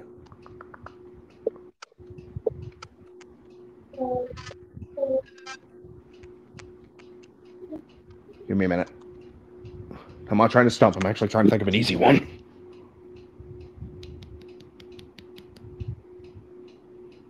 Okay, yeah, I got one. All right, Transformer Cybertron, 2005. We travel back in time to the days of Aaron Archer and Eric Siebenaller. Primus Unleashed was focused around a lot of repaints, but there were a few repaints that were homages to Generation 1. Name 2 of those repaints. BC. I may remember one of them. So I'm going to go ahead and say it was Breakdown repainted into Cup.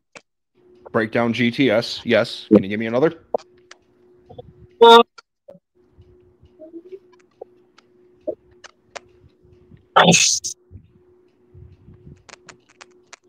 Clockwise in the smoke screen.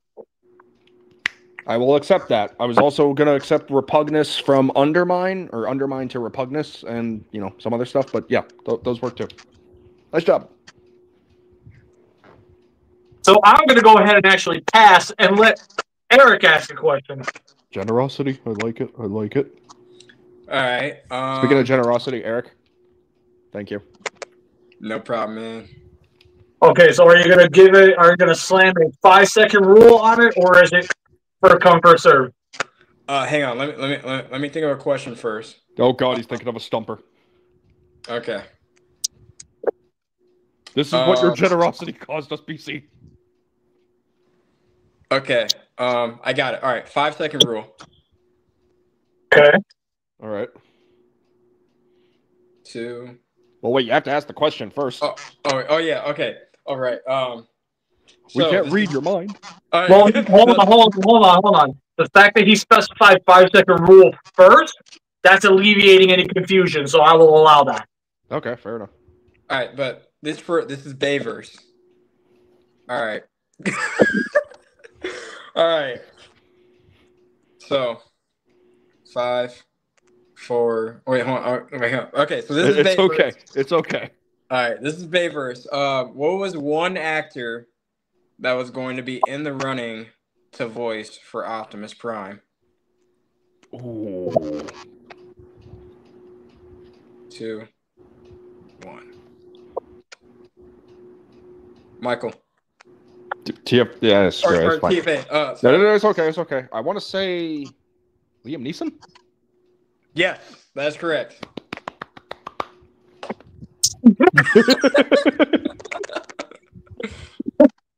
I am Irish Optimus Prime. Honestly, I think that probably would have worked, but I'm glad that Dude, we got. I could totally wait. Can I cuss now? Is that okay? JJ's nowhere near us right now, so yes, go ahead. I could fuck with that actually.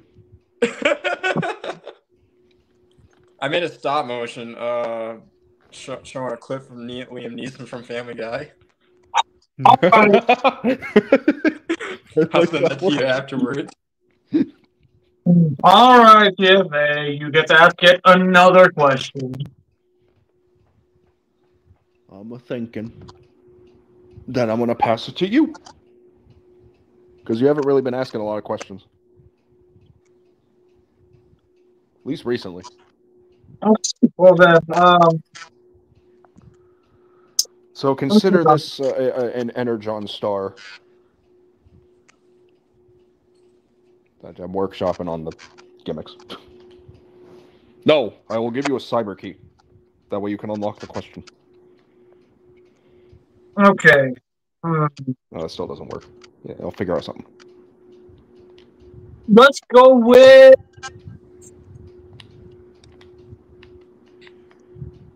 You know what, Evan, we'll go with 2015 again. Again, the acknowledgement. I'm shocked. Shocked, I say. The Transformers series that shall not be named. It's not a bad series. Okay, so Rid 2015. On a scale of 1 to 10, how bad was this show? Okay. 74. Alright, for real. What was the name of the Decepticon that transformed into a tractor? Michael. That would be a Thunderhoof. Thunderhoof. That'll be a Thunderhoof.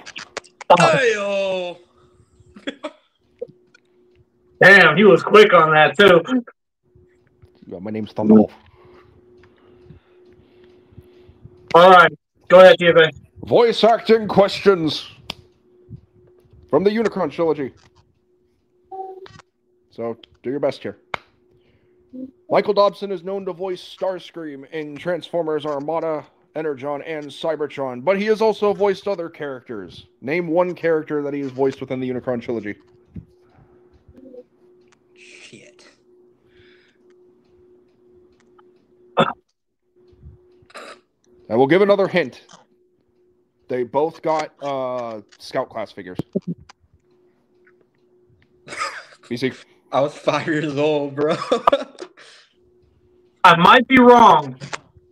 Scattershot. No.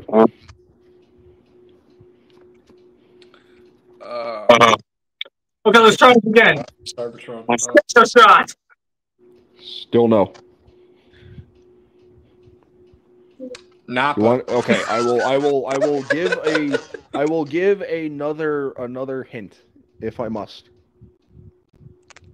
Then this is gonna be kind of a two-part hint to make it easy for each series. Energon, he voiced an Omnicon. Cybertron, he voiced a Velocitronian. Actually, yeah. BC. Single player. There you go. And yes, if you would believe that, that was Michael Dobson. I'm still young in the series. All right. Transformers is animated. Okay, I think there's hope for Oh, this. crap. Sorry. In the plans for season 4, there was a mini bot that the writers and the cast actively said they absolutely despised, and was looking forward to watching him get completely fucked. What was the mini bot in question? Beachcomber. There you go. To be honest, I didn't really hear all of it myself, so that's Well, okay. I didn't have to call up Kian.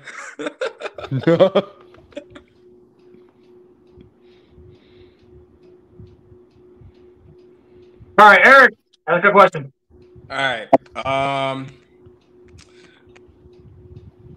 Let's see. I'll be like Rob Schneider for you. You can do it. All right. So this is the Align continuity. Oh God. So Transformers Prime. Okay. So there was an episode in Transformers Prime where Starscream made clones, but they all looked exactly like him. They didn't bring in Thundercracker and Skywarp because they were killed off in what Transformers novel? And there were 3 books. This is multiple choice. You have Exodus, Exiles, and Retribution. Which novel were they killed off, and who and what killed them? TFA. I haven't read them, but I do remember reading something on TF Wiki a while ago. I want to say, I might be wrong, and I'm okay with that because it's a learning curve. I want to say Thundercracker was thrown into the Sharkticon pit in Exiles. Yep. Okay, but what about Skyward?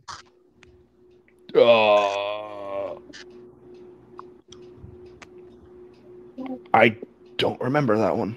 I remember Thundercracker. I don't remember Skywarp. All right. So you're partially right. One of them, there were Sharkticons involved. BC, do you know? No, I only read Exodus, so honestly, this is just me just now finding out that the Align continuity seekers got fucked. Oh, sorry about the spoilers. Spoilers. For a 5-year-old book? They came out, didn't it come out no, Exodus came out in 2010, but 2011. Oh, wow. Okay. Dang, what? Whoa, hold on. So 3 of those novels came out between 2010 and 2011. Holy crap. Well, boys, I'm going to the retirement But home now. both I'll of see you them, later. not just Thundercracker. Tapioca. Skywarp also got thrown into the pit with the Sharkticons. Okay, I remember Thundercracker. Also, to continue my little bit. Well, boys, I'm going to the retirement home now. I'll see you later. Ooh, tapioca.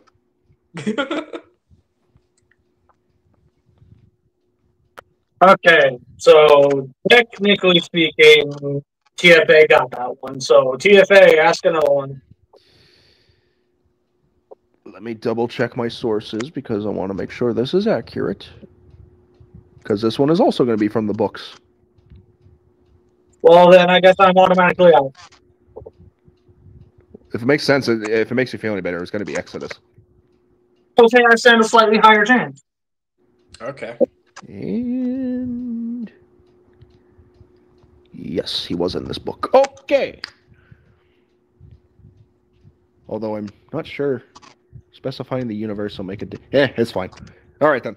Quentin, go ahead and drop your question in the comment section, and we will look at it, and we will decide if that's going to come into the runnings. In Transformers Exodus, which came out on June 23rd, 2010 by Del Rey Books. Yes, I'm reading the freaking TF Wiki entry. 2010. God, what happened to time? Which Transformers animated Decepticon got to have a semi-prominent role in Transformers Exodus?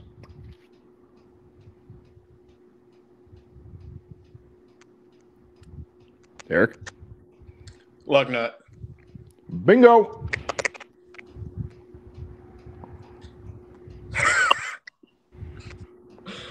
All right. So. Okay. So this is another line continuity question. So in season 4, when in the old plans of season 4 of Transformers Prime, when they were going to continue it as Transformers Prime, screw RID because that was just the worst series. I mean, it was okay. If this season were to happen, what would have been our first Avengers superhero team that they would call for the Hasbro universe? Or what team would it be that would combine all of the Hasbro properties? Yeah, that was going to be a thing. Michael, I mean TFA. I want to say the name was Unit E. Bingo is his freaking Nemo. I wish that was a thing. Because they were also going to add the Inhumanoids, but then they didn't. Really? I didn't even hear about that. Yeah, they were going to add the Inhumanoids. I heard Mask, Micronauts, and G.I. Joe, and maybe Rom the Space Knight. That would have been cool. We need Inhumanoids back, especially in this time of the season. Yeah, it was going to be Unit E, which was originally debuted at Comic-Con 2011. Oh my God, where's time gone? It was going to be like Battleship, Action Man, Gem and the Holograms, Mask, Stretch Armstrong. Oh wait, that's the comic. No, wait, hold on. You're right. What is it? Jeff Armstrong or Armstrong? Stretch Armstrong. Stretch Armstrong. Stretch Armstrong was literally gonna be in the show. Yeah. Mr. Fantastic. BC, I pass the torch to you. It's your show. You're not really having a lot of chances here. Feel bad. Robots in the Skies, 2001. Oh yes, the original Rid. The superior Rid in every way. I guess you could say 2015 is the one that we. I guess you could say the 2015. I guess you could say the 2015 version is the one we should be rid of. Waka waka. Waka waka. We only get in show a one-time appearance of Optimus's base mode. What was the function that the base mode was serving?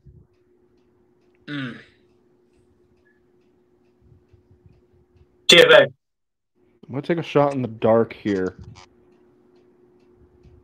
Wasn't it a repair bay when Optimus was getting damaged at the volcano by the Decepticons and Scourge? You're close, not quite there. Okay. It's been a minute since I've An seen. attack station. I'm sorry, one more time? It's an attack station. Like it fired missiles or something to. No. Yeah, crap. I'm stumped on this one. I ain't giving up.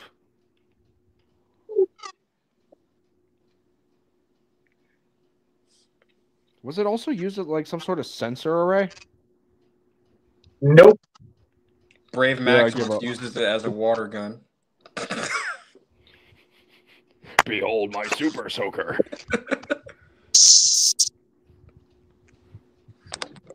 Yeah, I give up. Which is ironic because I just said I wasn't going to give up. So the actual function that the base was used for, it was used as a recharge station for Optimus. Damn it, I was... Oh, that was close. I won half a point. I'll give you half a pity point. I'll accept the pity. Accept the pity.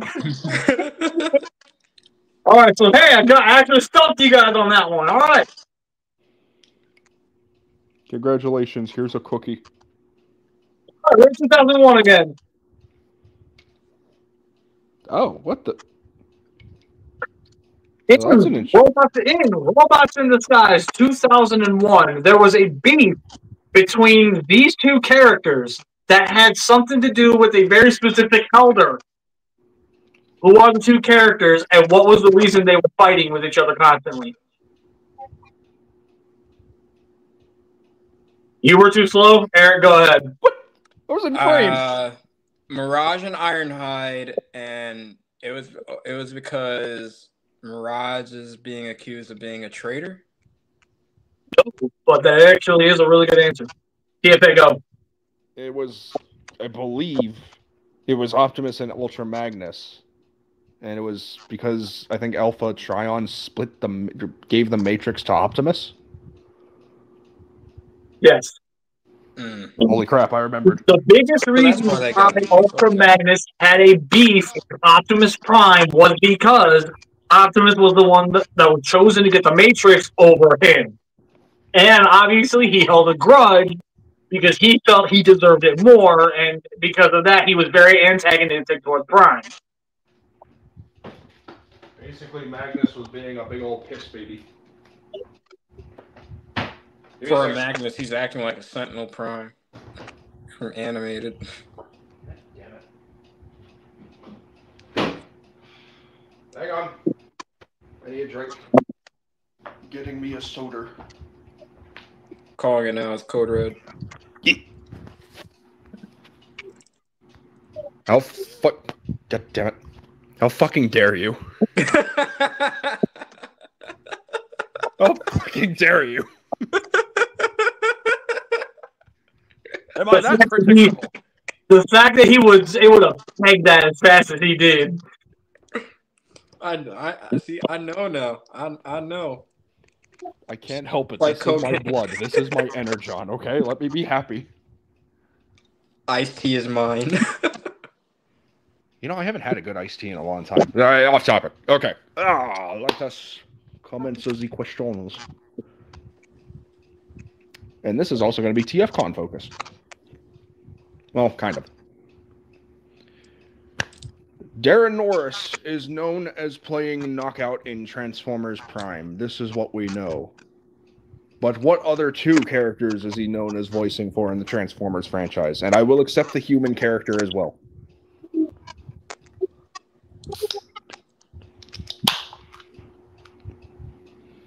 So name me the other 2 or 3 characters that Darren Norris voices. Okay, Eric? Overhaul. Overhaul from Cybertron? Okay, no. Do you want to try again? I didn't feel like you were confident in your answer there, buddy. Let's see. Wide load? No. Oh, you're close. You're close. You got half the name. I will. Overload. Damn it. No. BC, you know? Payload? No. So the name ends with load. That's as much as I'll say. Underload. That's not even a character. Also, that just sounds It used wrong. to be. Okay, I Big can't make load. it any more simpler than just saying it like this. He is one of the Autobots in Riddle 1. Spring load. That's a Decepticon frog in RAD 2015. We don't talk about the one who wants to find Doratus! Where's Doratus? Take me to the Seriously, he's really good at that. Everyone should like cast him as Springload. What are you doing?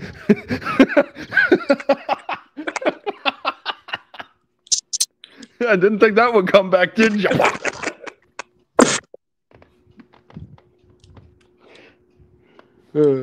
Maybe to Doratus.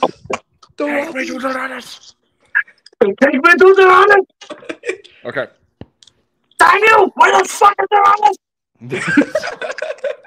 That's the abridged version. No, that's the BC version. I am hiding up your bullshit!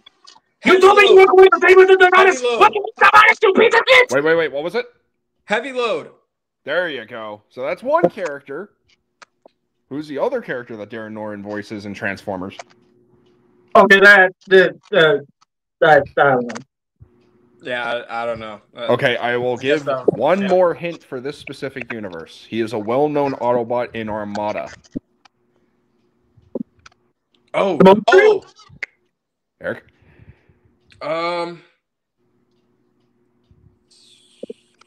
Wheeljack. No. BC, did you have an answer?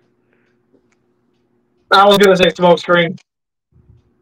You're not too far off. That's what's getting me, but no. Are you guys stumped? Yes. Red Alert in the PS2 game. And because Wait. Eric technically got heavy load, I'm going to pass the question to him. Okay. Let's see. So BC, how did you not get that? That's already 01. I know, and the thing is, you told me that when y'all was eating lunch, you literally told me Darren Norris voiced Red Alert in the PS2 game. Yeah, he also totally voices forgot heavy that. load in RAD 01. You can hear it whenever he's like, heavy load, transform. Keep in mind, it's been a hot minute since I looked at the voice cast for Riddle 1.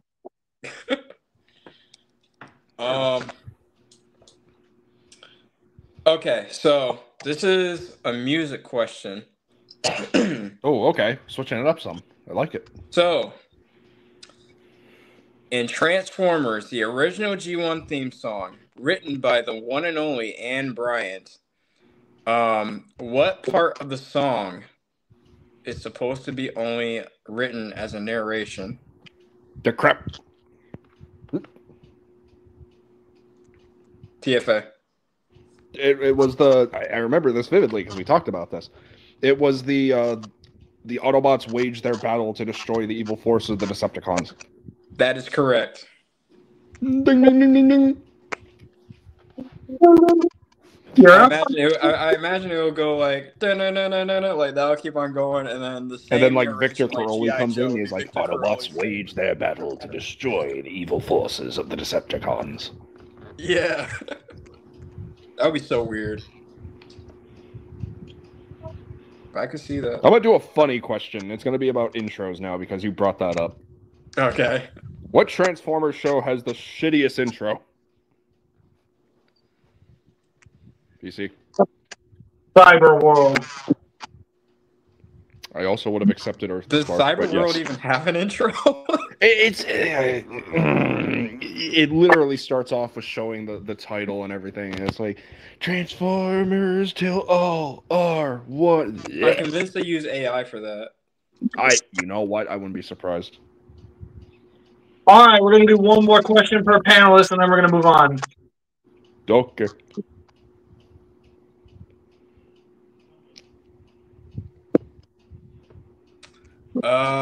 Let's see. Well, wait. Oh yeah, it's your turn. Yeah. Wait.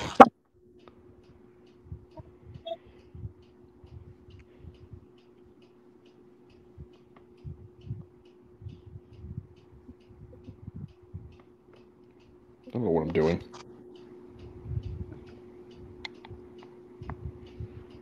It just happened.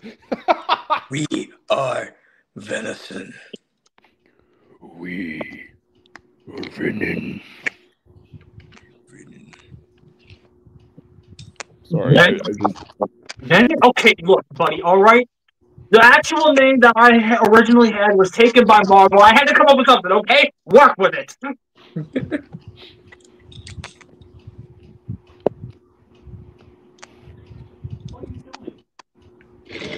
Looks like Bumper. Is actually Bumper. Hello, what are you doing up? I don't know, I'm hungry. Oh. Alright, so what was your question? What was the question? What was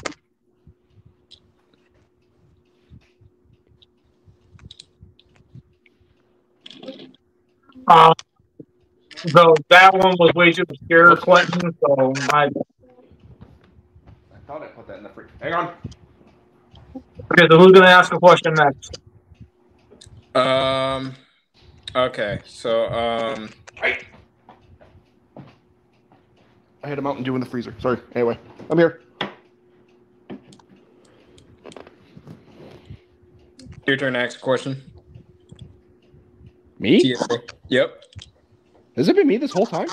Yeah. No, because BC got the question with the shittiest intro.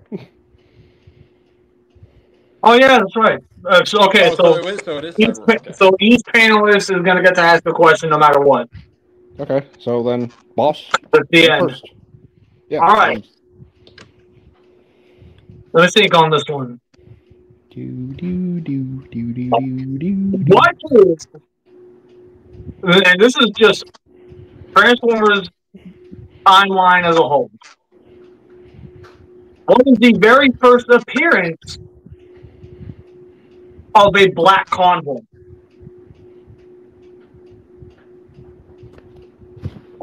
Transformers Armada. Wrong.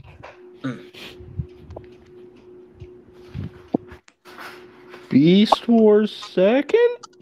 Cha-cha! So the very first time we ever actually see a black convoy actually on screen for the very first time was the episode where Copy Convoy debuted. That is the very first time we actually see, in full characterization, a black convoy. Now, if we were going off of Armada screens alone, then yeah, Eric would be right, because the very first time we saw, like, a Nemesis Prime was Armada. I said the entire timeline of Transformers, Yeah. which included Beast Wars Second. I mean, technically, we could say Scourge and RID. He's his own character. He's... If we were talking actual timeline-wise, the actual appearance of the Nemesis colors, it would actually be Beast Wars Second. Oh, okay. I mean, like, we The were talking very about first time we ever actually see it. Yeah. I need to watch Beast Wars second. You know what? I'm going to do that before the year ends. Anyway. You seriously need to. Need to. I will. I have it on my list after Headmasters, rewatching Victory, Super Godmaster, etc., etc. So it's on there. It's on there. Okay. Like there's a whole bit. Now that I'm realizing there's a whole bit of Transformers that I gotta watch. Like I've watched like everything like Transformers I can know, like Beast Wars, G1. But I have need you to watched JG1 is the question. You said what? Have you watched JG1? I've watched Headmasters, Master Force, and I've never seen Victory all the way. You've never seen Victory? Wait. Not all the way through? Not all the way through. I've seen Doug. Okay, like from TF Car. Acceptable. I'm good there. I'm good. I'm saying Okay. like I did the same thing with that I did for Transformers Cybertron. Like I want to watch it, but I'm just saving it for where I'm okay? really gonna get bored and like I really need to find out more about Transformers. Or if I find out, until I'm waiting for like the next series or movie. I guess you. Michael, you're next. Okay, I guess we're real naming myself this whole stream. It's okay. This one is yet another surprise Armada question. But this one's about the Dobson brothers. So we all know Starscream is voiced by the wonderful Michael Dobson. I will not stop singing his praises no matter what. But his brothers also voiced in Transformers Armada, as well as the rest of the Unicron trilogy. So, the question is kind of a two-parter. Who did Paul Dobson voice in Transformers Armada? And who did Brian Dobson voice in Transformers Armada? He had both of his brothers on that show? Yeah, both of his brothers in the entire trilogy. Wow. What the? You see? Okay, look, TFA. I know one. I know one, but that's about it. Well, who's the one? I'm gonna go and say Brian Dobson voiced Red Alert. Very good. Yeah, that's it. That's the one for Brian. Yeah. But that's the only one I know. I did not know both his. How do you get both of your siblings on the show? It's like I don't know, but I like it. BC, you good? Yeah, just needed a minute. Give me one moment. Oh, okay. Well, Eric got half the answer, so if you want to take a crack at the other half.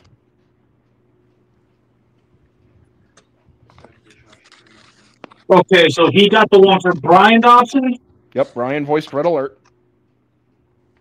Okay, Paul Dobson. Who? What? Who was Brian Dobson voiced Red Alert, so that leaves Paul Dobson, the other Dobson brother. So who did Paul Dobson voice in Armada?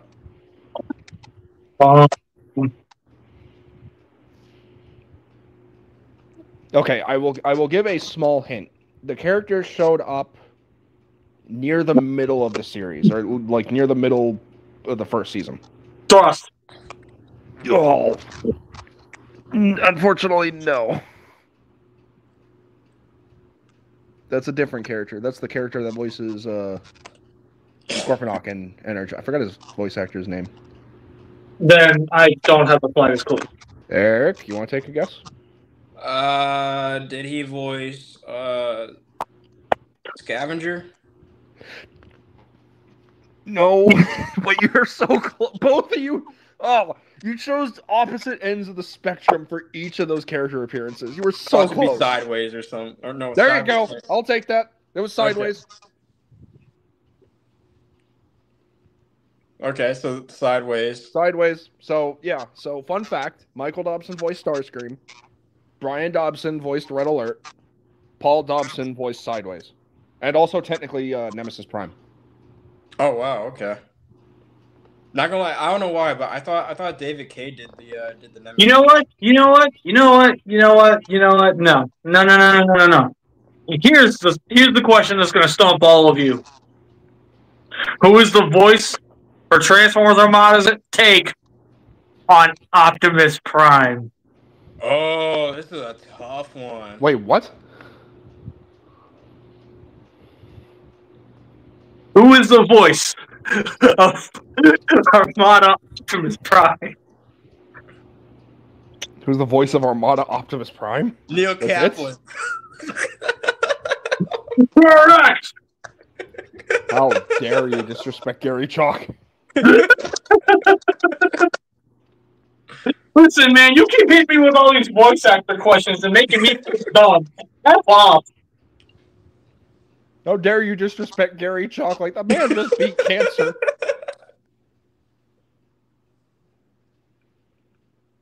Also, it's not my fault I got magic ears and I can pertain all this information.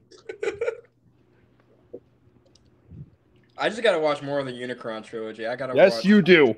I gotta watch more J Transformers. Like I gotta get JG1 is what we call it. JG1. Like what is a G1? W. The anime formers. No. Although that fight between Scorponok and Fortress Maximus in episode 31 of Headmasters is probably the best fight of them all. Oh yeah, definitely. The fact that Scorponok just flat out decks Fortress Maximus into a fucking mountain and he flies out the other side is so cool. Yeah, I got watch the rest. Right now I'm on Transformers Cybertron, so I gotta watch that all the way through. All right, Yeah, Eric, maybe the I'll boy. start Since you got that question, it's now your turn, which means you're the last one of the panelists. And then, are we doing Quentin's question or no? No, because his was way too obscure. Japanese double feature DVD contains which two animated films? The hell? I'm not gonna get that. Yeah, none of us are going to be able to get that one. So. Unless Chris McFeely is just casually just jumps in here. See, Dude, he has an episode of straight up answer, and then I would have to be like, sir, as much as I love having you here, unfortunately, you broke a rule and you gotta go. Chris McFeely would dominate all of us. That man is like a living encyclopedia. For real, but I'm pretty sure like he owns Sector 7. Like he's Simmons.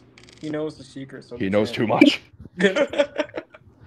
All right, Eric, you're the last of us to ask a question, so make it a good one. All right, so well, it's gonna be so hard for me to answer a question, but go ahead. So wait, what? All right, so here's the. Wait, what did you say, BC? I said it's going to be a little bit tough for me to show I'm answering a question, so. Oh, okay. All right, so wait, so is he here to answer or?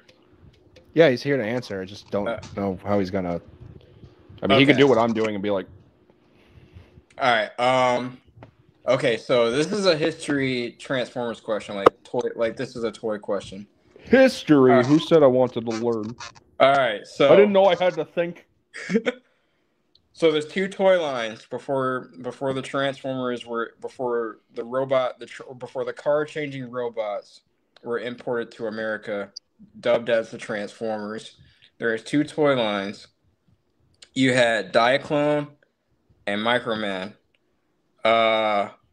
Which one in the Microman line is the first Transformer ever?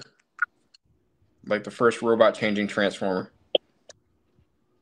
This is close. BC.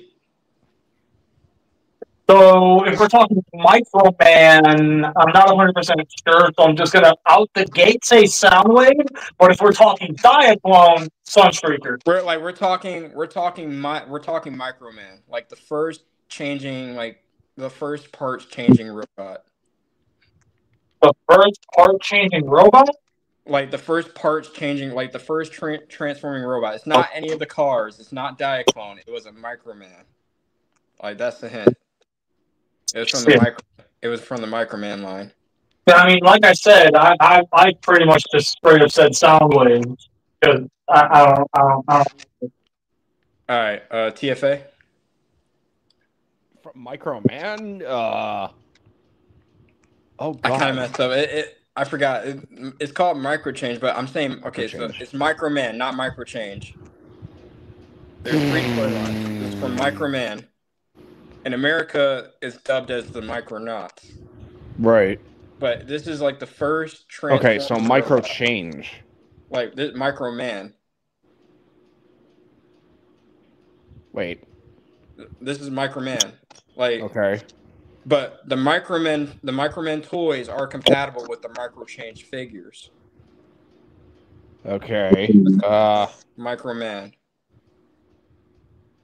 The very first Transformer? Like the very first transforming robot. I mean, from the historical standpoint, Sunstreaker was the very first Diaclone for Transformers, but that's not... It wasn't... Like you could I want to say maybe Megatron? No. Oh, okay.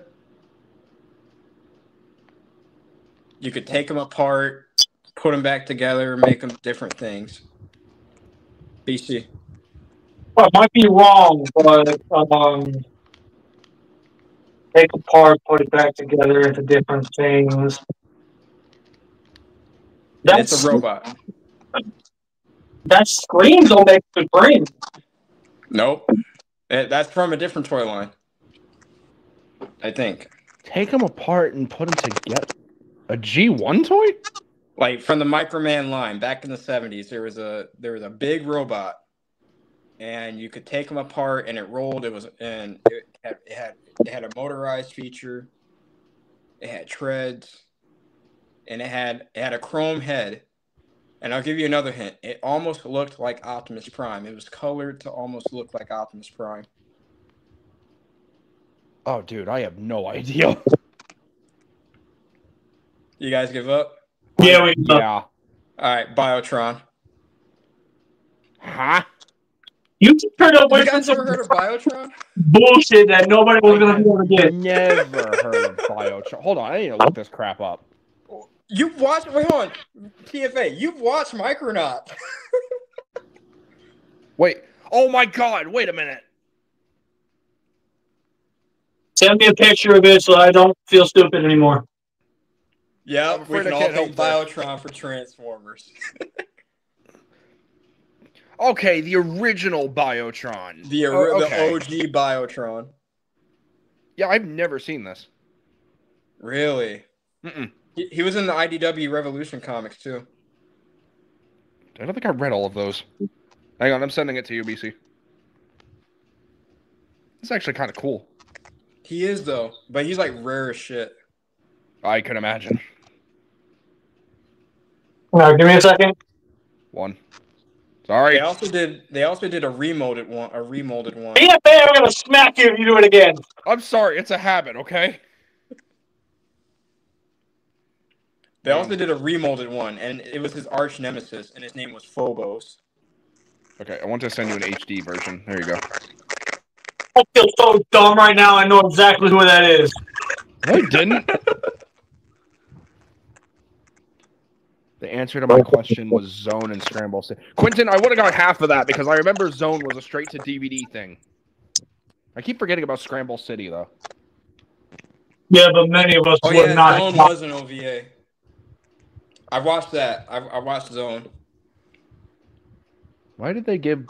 I still don't understand why they gave Predaking like a human brain. It was just weird. Because since they knew they weren't going to be able to just get this on TV, they were allowed to get away with way more. Yeah, but what the fuck was that Evangelion bullshit? To make TFAs like U.S. questions, I don't know. Hey, there's only one TFA. Thank you very much. Transformers Animated. Hey. Oh wait, TF Addict. Okay, there's two TFAs. Sorry. There's the Transformers Addict, there's the Transformers Addictress, and there's Transformers Animated. Therefore, 3. Transformers Armada. God damn it! 4.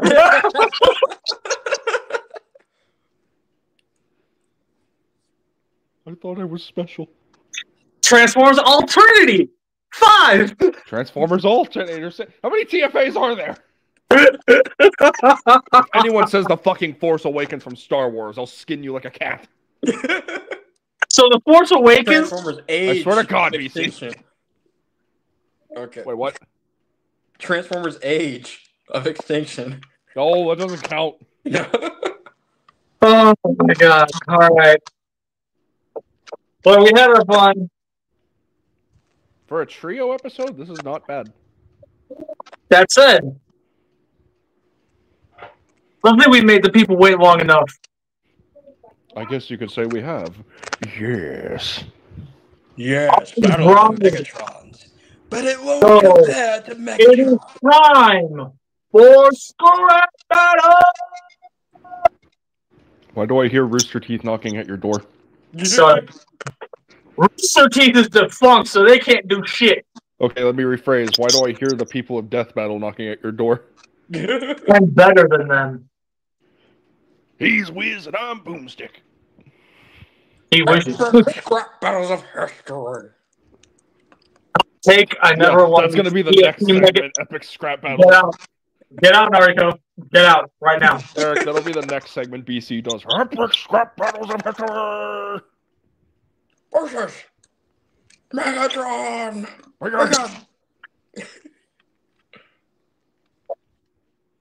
Anyways. Armada Megatron versus Prime Megatron. Let's go. Let's do it.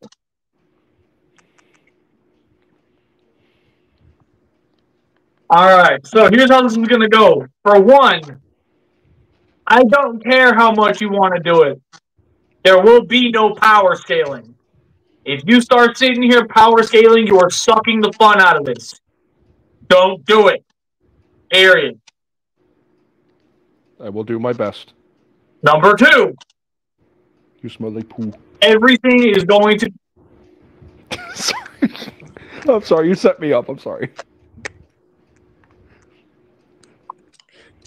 One more. One more. Sorry. Gubernatorial. Number two, everything, including the final verdict, is 100% unbiased. So under no circumstances, no matter who wins, can anybody say, oh, you're biased. No, we take into account everything that is said throughout the entirety of the discussion. Are we all clear? Yes, boss.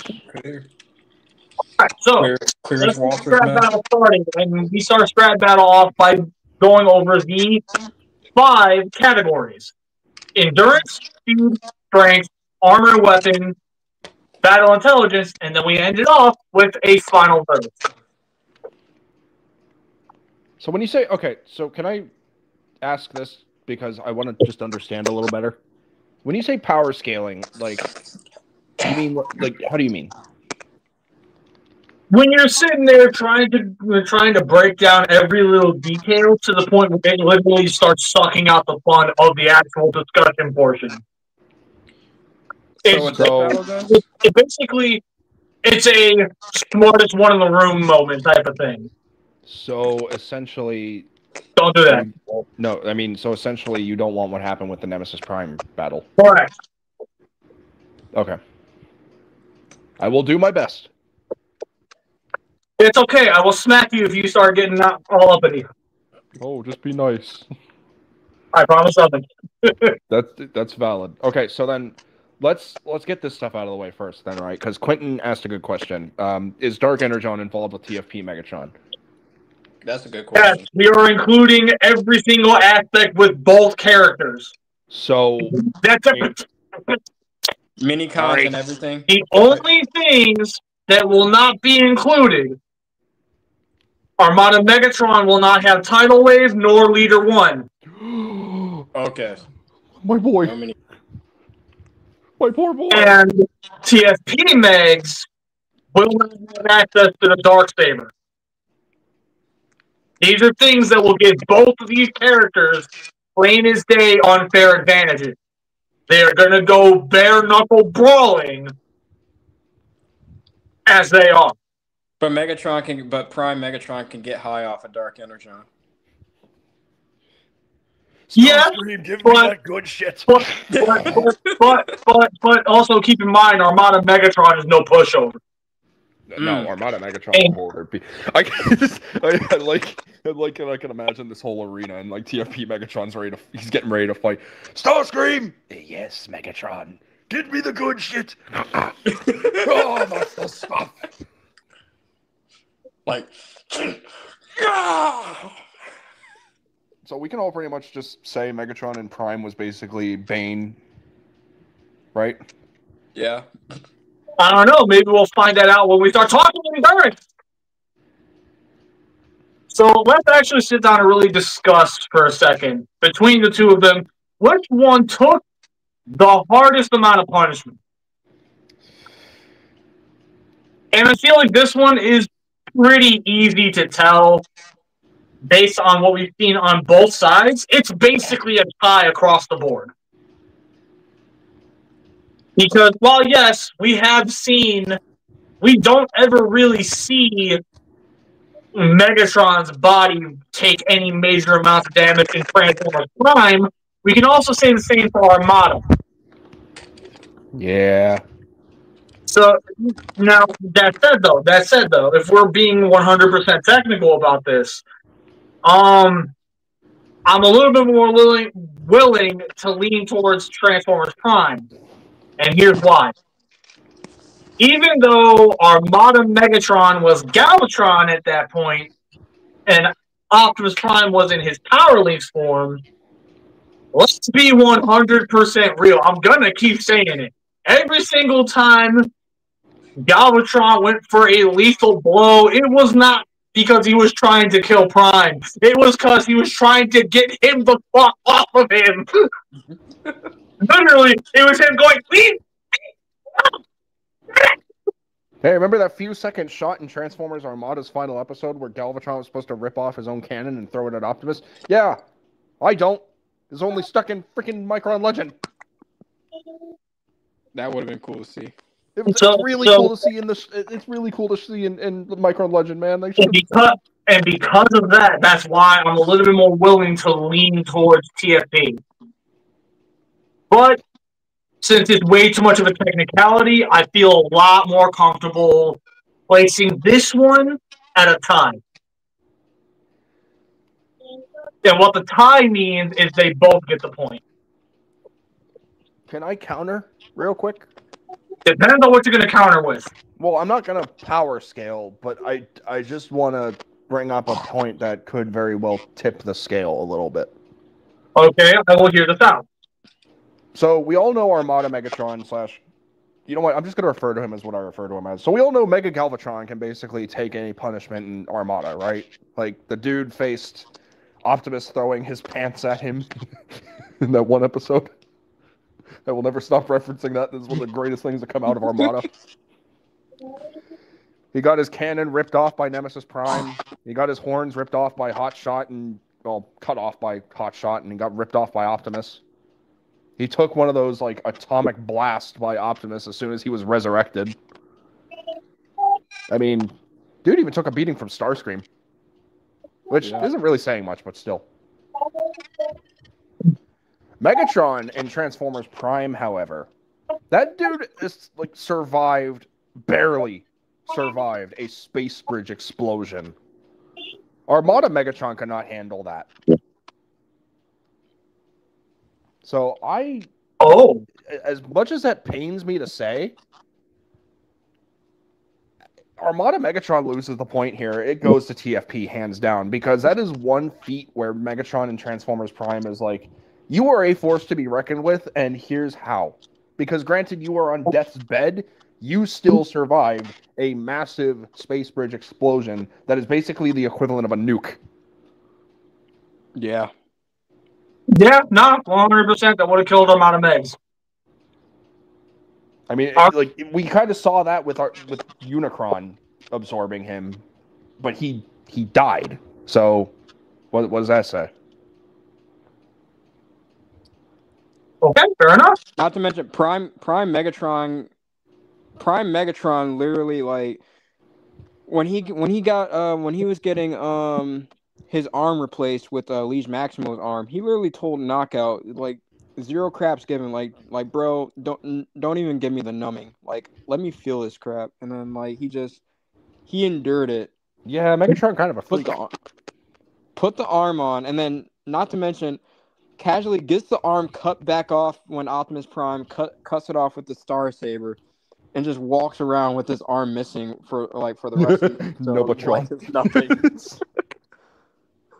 I remember calling him that growing up, Nubotron. It was fun. Okay, so yeah, TFP Megatron, I think, should get the point. As much as it pains me, and as much as I love David K., Armada Megatron would not be able to survive that. Now, if the show was longer, obviously, but no. So with that said, sorry.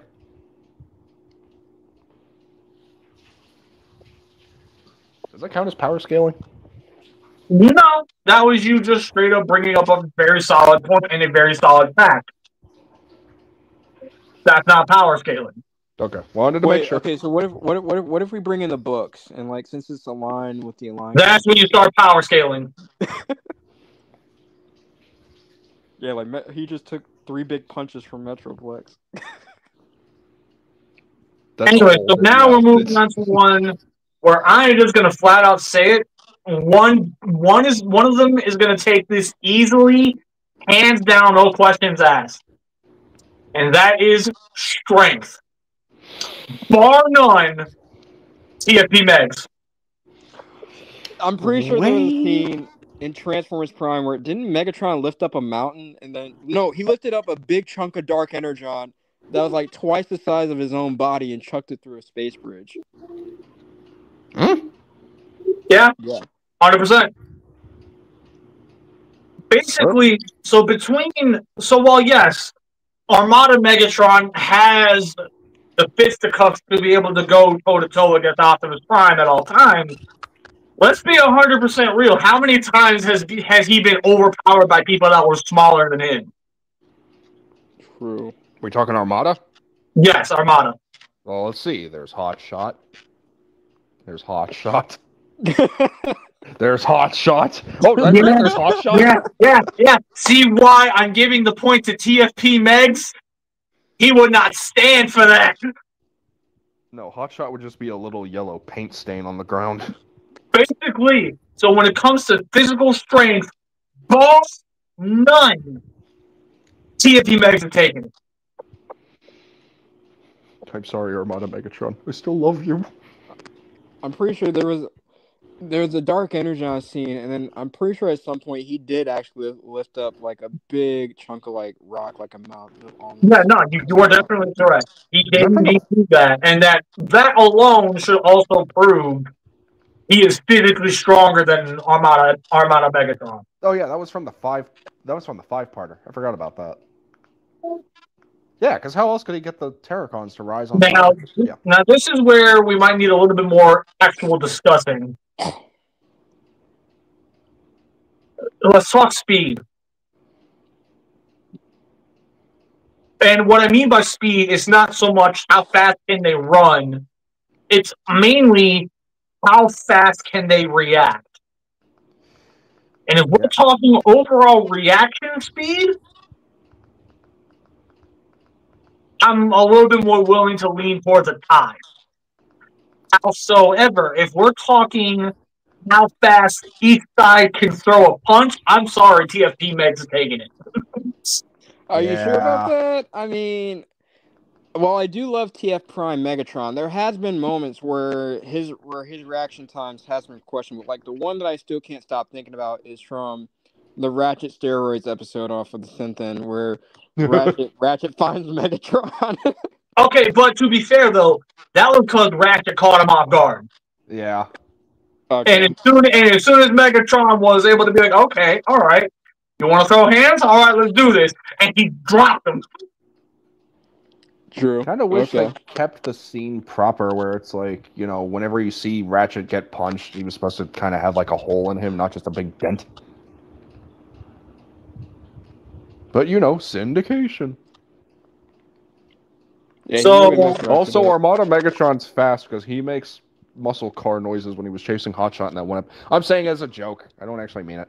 With that said, I think it's safe to stay. For now, I'm a little bit more willing to put this at a tie, and the reason why I'm saying this is because, while yes, TFP Megs can throw a punch faster, Armada Megs is faster at dodging. And we've actually seen him do it. Both sides, we've seen them do it.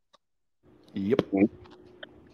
So I'm a lot more willing to put this at a tie. Except for that one time when Optimus threw his pants at him. I'm sorry. It'll never stop being funny. You get one more. Damn it. Fine. You get one more, and if you do it then, I'm banning you the rest of the episode. What? That's cruel and unusual. So with that said, let's get to the one that's the most fun, where I feel like one is taking it over the other. Let's talk armor and weapons. Yeah, I think it's pretty obvious Armada Megs are taking armor and weapons. I mean, it's not like ARM is in the name right there. And so the main reason why is because, yes, Prime Megatron, you could technically say he is the weapon. But that's not going to fly for Scrap Battle. So for the sake of What scrap about the battle, arms he has the micron? arm blade Okay. and he has the fusion cannon. That's basically about it. That's the only loadout he's ever going to get. Let's talk about Armada Megatron real quick. So he's got a switch knife. He's got a cannon under his armpit. He's got 2 more guns on his back. He's got another compartment in his leg that he can pull something out of. The dude is basically a walking armory. He also has a second artillery mode that basically lets that entire tank barrel become a minigun on his chest. Exactly. What And does then, TFP on top of that, if we really, really, really want to be technical, the horns are a weapon. Yeah, they're like vestigial, so. All right, what about for Prime prehensile. Megatron for the RID Prime Megatron toy? Like, what about that little knife thing that he comes with? Oh, come on. He never used it in the show. So he's got to use it in the show. Okay. Yeah. So the Dark Star Saber is already out, although, well, no, I guess Armada Megatron can't use the Star Saber because minicons. But Prime Megatron does have a sword that does retract out of his fusion cannon. See, that's acceptable. I just said that. I said he has the fusion cannon and he has the arm blade. And he has his fist. So big whoop. Anyone can hold a sword, a gun, and some blades, right? Armada Megatron is a weapon. He transforms into a tank. What does Megatron I also said that technically speaking, if we really want to be technical, TFP Megs is also in himself a weapon because of how lethal he is. He can shoot dark shots of Energon, right? Shots of dark Energon. Yeah.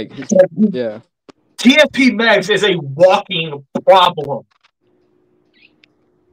But in his own right, so is Armada Meg. But for the sake of the point, what matters more here is how many weapons are you bringing into the battle. And in this particular instance, I'm sorry, Armada Meg has this hands down. You damn right. So with that stated, let's move on to what is not necessarily the deciding point, but something that definitely requires a little bit more on the, okay, let's actually really sit and think about this for a minute. Let's talk battle intelligence. So Prime Megatron. A little more cutthroat, so to speak, or a lack of a better way of saying it. Basically, what is going on with this segment is we take everything that we know of both characters and we basically say, how effective are they at utilizing not just their own armor, their own weapons, their speed, their strength, as well as knowing how much punishment they can take. How smart are they going to be about it? Prime Megatron is a freaking gladiator. Armada Megatron is an army general, though. Megatron's battled for millions of years. Well, both of them have. Well, yeah. Both of them have battled for millions of years, yes. But while one is an army general, yes, army generals aren't gonna have the same fighting instincts as a gladiator. But Megatron pretty much had to grow up fighting in order to get up to where he's at. And which one? Prime Megatron. Like, that's where he began. Like that's how he knew how he had to survive. Like, the system made him that way. Yeah, but we didn't really get too much of a backstory on Armada Megatron, so kind of hard to pinpoint exactly. Not power scaling or anything, just making a point. So, but exactly. I can see how pinpoint as far as battle intelligence is concerned. It's very difficult to pinpoint precisely where Armada Megatron would fall on that scale. To whereas with TFP Megs, it's a lot easier to figure it out. So, keeping in mind, one is an army general, the other is a gladiator. That's two completely different. And here comes the topic again. That's two completely perspectives that are completely different. That's coming into the battlefield to see which one's going to come out on top. So while, yes, technically speaking, while Armada Megatron might be able to go into this fight with more of an actual plan, TFP Megs might be able to actually fight more on the fly and be able to counter things that Armada Megs didn't account for. Because let's face it, this is not Beast Wars Megatron we're talking about. If we were talking Beast Wars Megatron, he would take battle intelligence all day. Oh, yeah, without a doubt. So I'm just being 100% real with y'all. I'm just being 100% real with y'all. But okay, but what about the Armada comics? Is there anything we can pull from that for Not Megatron? not really. Not really, because that's two completely separate continuities at that point. And even then, the comics and movies and TV shows aren't all canon, as much as people want to, like, head canon them. Which, fair. If you want to head canon, that's fine. But as far as official confirmation or canonicity, no. That is something I really wish, now looking back on Armada, I wish we kind of got more Megatron's backstory.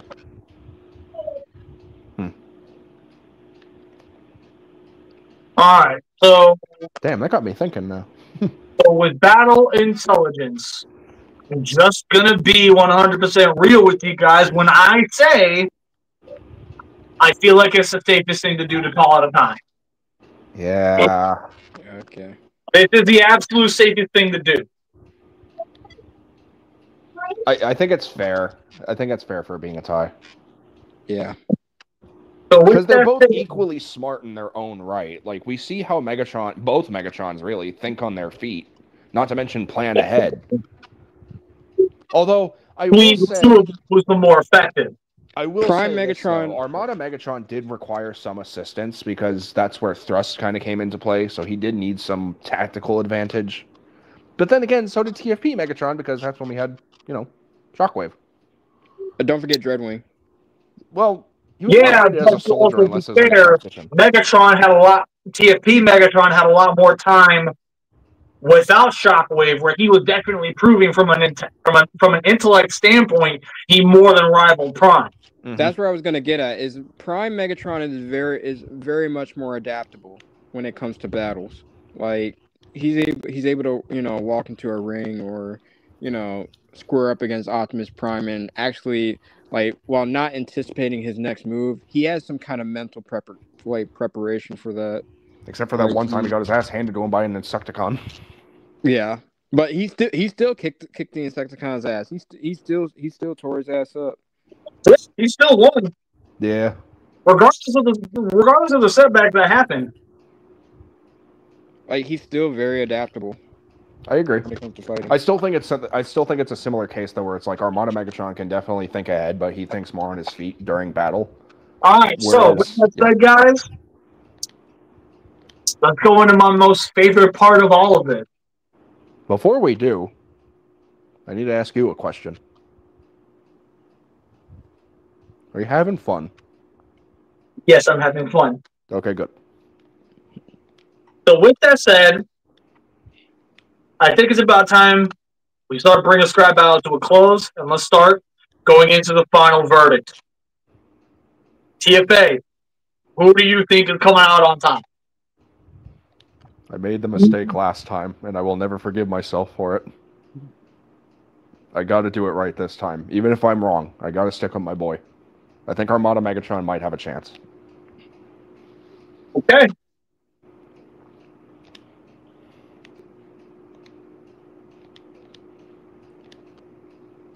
Just saying, I did have a 30th birthday recently, so it'd be really cool if you did that. Eric? I gotta go with my boy TF Prime Megatron. Ooh, we're split right down the middle. Okay. I'll listen. Final verdict. Armada Megatron versus Prime Megatron. Who's going to win? Scene set. Armada Megatron is currently on Earth, somewhere in the dunes. He has scanned his tank form, but he has yet to meet up with the rest of his Decepticons. Where are all those bumbling idiots? But then a portal right in front of him opens up. What's this? Thank you, Soundwave. Believing that it was one of his guys, he immediately starts raising his hand like, Decepticons! Hey! But then someone that looks like him but also doesn't look like him starts walking through, and the only response to him he has is, which Decepticons are you asking about? Because all Decepticons are under my command. Oh, hell yeah. Preposterous. I, Megatron, am the one true leader of the Decepticons. Ha! You do not have the strength and firepower of a gladiator. I feel like we're stealing PC. Sorry, dude. Okay. No, honestly, I was kind of enjoying that. That was helping me a little bit. I was going to suggest it a while ago. The two now have eyes locked on each other, both realizing they're not escaping this without a fight breaking out. They're beyond okay with this. I see you brought your little toy with you. You need help from a little robot? I thought minicons were off limits. Calm down. And then Megatron, I was about to say, Armada Megatron sets his pride aside. He says, I don't need a little minicon to wipe your ass off the face of the earth. I need no assistance from a minuscule minicon to take one of you down. Hold on.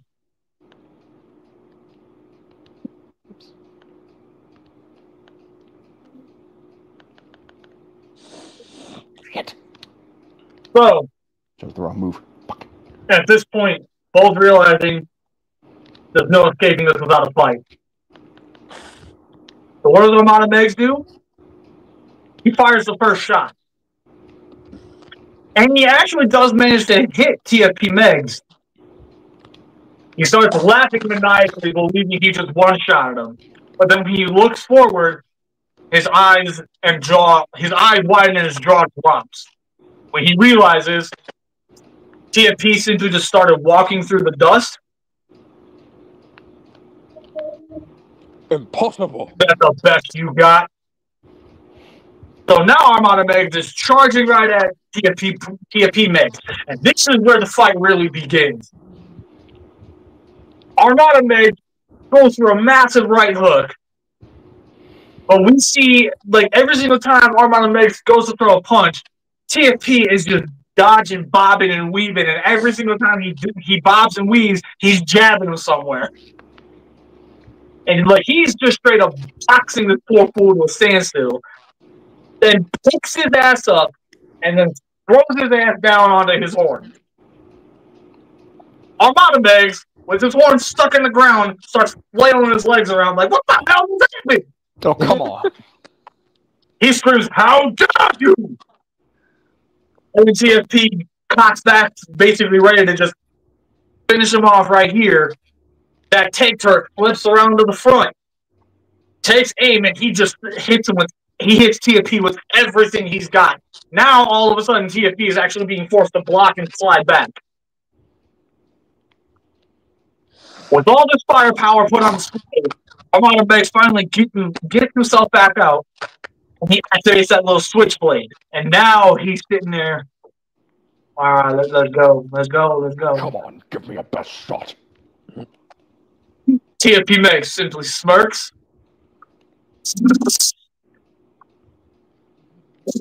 Armada Megs sees. Let's take the blade. He sits there and goes, oh. What then? So can we talk about this?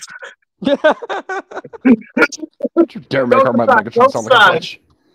Jokes aside, neither of them are willing to back down. Armada Megs is sitting there like, he's gearing up. He's ready for whatever the hell TFP is going to throw at him. But TFP is literally just walking towards him. Straight aura farming as he's just walking towards him. Hell yeah.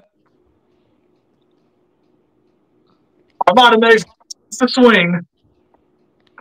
Only for TFP Megs on poor Armada just straight catches his arm, twists that bitch around, jabs him in the stomach with the blade, drops him down, then knees him in the head.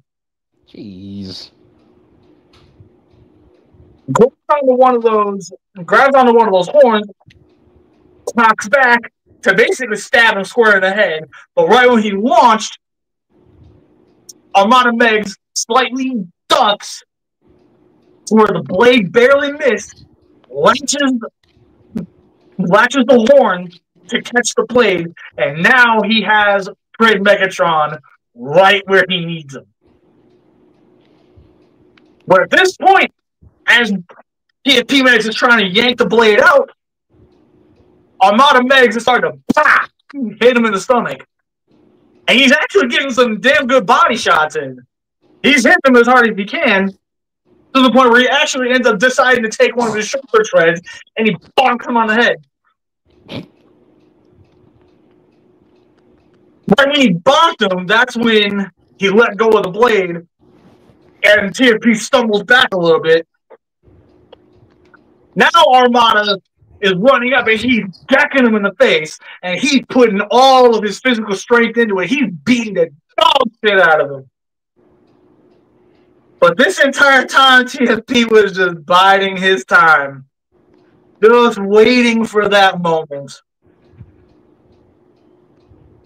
Armada Megatron screams, lifts that tank turret assembly right back around, starts spinning that bitch. Before he can even fire it, TFP's hand reaches out, grabs onto that tank barrel, and starts bending it until it comes right up. Oh, no full blast mode. Armada Megs, realizing what he just did, goes, uh-oh. TFP Megs, the slut bastard he is,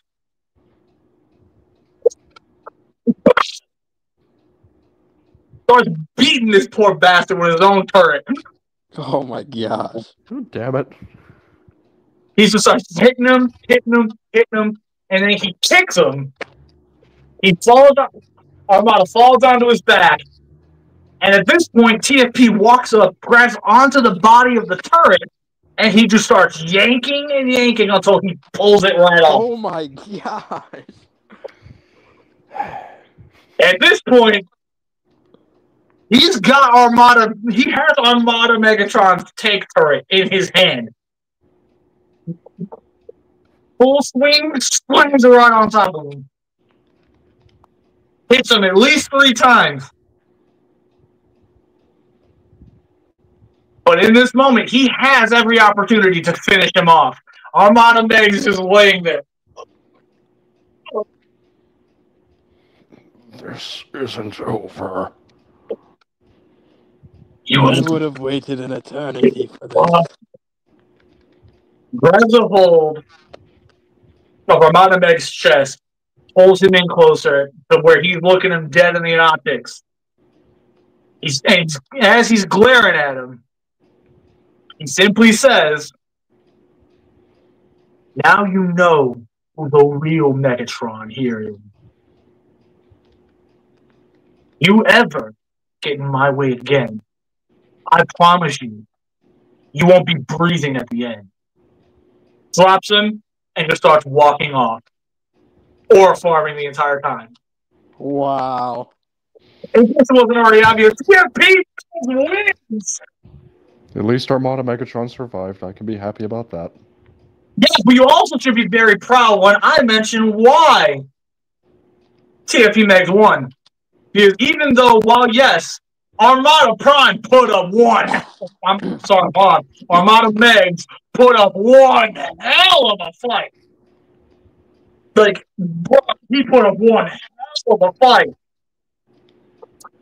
At the end of the day, it really didn't matter because Armada Megs did not have the ability to adapt to the battlefield the same way TFP could. TFP Megs was able to fight in damn near any terrain that he basically set foot on. It was that gladiator instinct where he knew damn well it doesn't matter what my battlefield is, so long as I get my hands on you, I can tear you to pieces. Yeah. Armada Megatron, let's face it, despite how intelligent he is, in this particular instance, he was going up against an opponent who was able to think a lot quicker on the fly. Yeah. So while, yes, I will openly admit, Armada Megatron more than had the armory to step up, TFP Megs is the only one that genuinely had the grit to come out on top. Okay. So, with that said, the winner is TFP Megs. Although cheer for Armada, he survived. Here for Armada Megs. he survived, unlike the last one. Hey, wait, TFA, you were here for the last one, right? Well, with Starscream and Sentinel Prime? Yes. No. Oh, He forgot the link that time.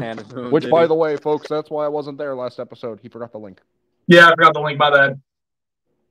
So last week, 100%, that was a wash. I did that as a joke, but the fact that people were all like, "Ooh, I want to see it," I'm like, "Oh, okay, all right." So I need to know, how did Sentinel die by Starscream? We talking like straight up like bisection, or So if my memory is correct on how I ended up ending that scrap battle. Yeah, basically Starscream just straight beheaded his ass. That's my boy. Behead. Also, a very first for scrap battle history. The winner walked away from the fight without taking any damage. Wow. Starscream straight up annihilated Sentinel. That's my boy. So with that said, PSP Med came out on top. So with that stated, y'all, I'm going to go ahead and let these two talk throughout the after party while I get the next topic as well as the next scrap battle queued up. Oh, you're mute. Oh, okay. Wow, that was an interesting battle. Yeah. I kind of want to make a stop motion of that. It's funny too, because like I even said, like, it would be really cool to see these animated, and then BC may or may not be cooking up something, because he did a scrap battle between a couple character. I don't want to say who, because I don't know if he's actually going to follow through with it or not. And I'm not saying that in a mean way, obviously. I'm just... Yeah. It's just like, it might happen. It all depends, yeah. But I don't want to spoil it, because that might be something he wants to announce. I want a Tidal Wave rematch, damn it. Watch it. I forgot who you had fight against Tidal Wave, but I want a rematch with him and someone. Tidal Wave versus Metroplex? That'd be a good one. I actually did. I did a Metroplex versus Trypticon stop motion. I think I remember seeing that a while ago. Yeah, that was the first and only Titan class stop motion I ever made. Didn't you have Marvelous voice Trypticon? I did. Yeah, I did have him voice Trypticon. I remember that. Yeah. It was a bitch to make, because like these hulking, clunky ass robots had to be in frame for the fight. Well, the other thing too, right, is like if you're filming Titans fighting on their own, then it's like, oh, treat it like any other fight. But if you want the perspective to look like, you know, from the perspective, if you want it to look like from a regular Cybertronian's perspective, kind of like how Power of the Primes or Titans Return did it, that's kind of where it gets tricky, because it's like then you're gonna have to slow down the, you know, the frame rate and make it look like these two hulking Titans are moving very slowly, when in realism they're moving equal speed compared to like you and me. Yeah, no, I mean, like I had them evacuate to get all the Transformers out of the shot. So how BC, I want a Tidal Wave rematch. Sorry, Eric. Yes, yeah, we did hear about... Wait, what? Yeah, I said, yeah, well, guess what? You're not getting it. Please. Give my a chance to shine. Honestly, I'll make it even easier. I'll make it even easier. Honestly, dude, I don't even remember who I had Tidal Wave going up against. I don't know. Wasn't it Godzilla? Okay, dude, if it was Godzilla, there's no way in hell Tidal Wave is going to win. No, I'm saying wasn't it the original one Godzilla or something? Because I remember you said you had Tidal Wave versus someone. No. Oh? Trypticon versus Godzilla. Ew. I can't remember all your scrap battles. No, think about it. No, I never did Tidal Wave. I feel like Godzilla will win that battle with Trypticon. So 100% he did. 100% he did. So here's a pitch, right? Tidal Wave versus G1 Metroplex. Yeah, how about no? Because poor Tidal Wave is going to be fucking squat. No. Yes. Oh. Yes. How? Why? How much Lex is he's gonna lean in and just no way. Yeah, fair enough. Okay, fine. Tidal Wave versus Mirage. See, Mirage would win because he's fast. How fucking dare you? Mirage would turn invisible and just go into his No. So, Energy. The upgrade. So hold on. Do we want to wait and see who's fighting next, or do we want me to reveal it now? Because there must be some details as to what's going on. I kind of want to see what you got cooking. Okay.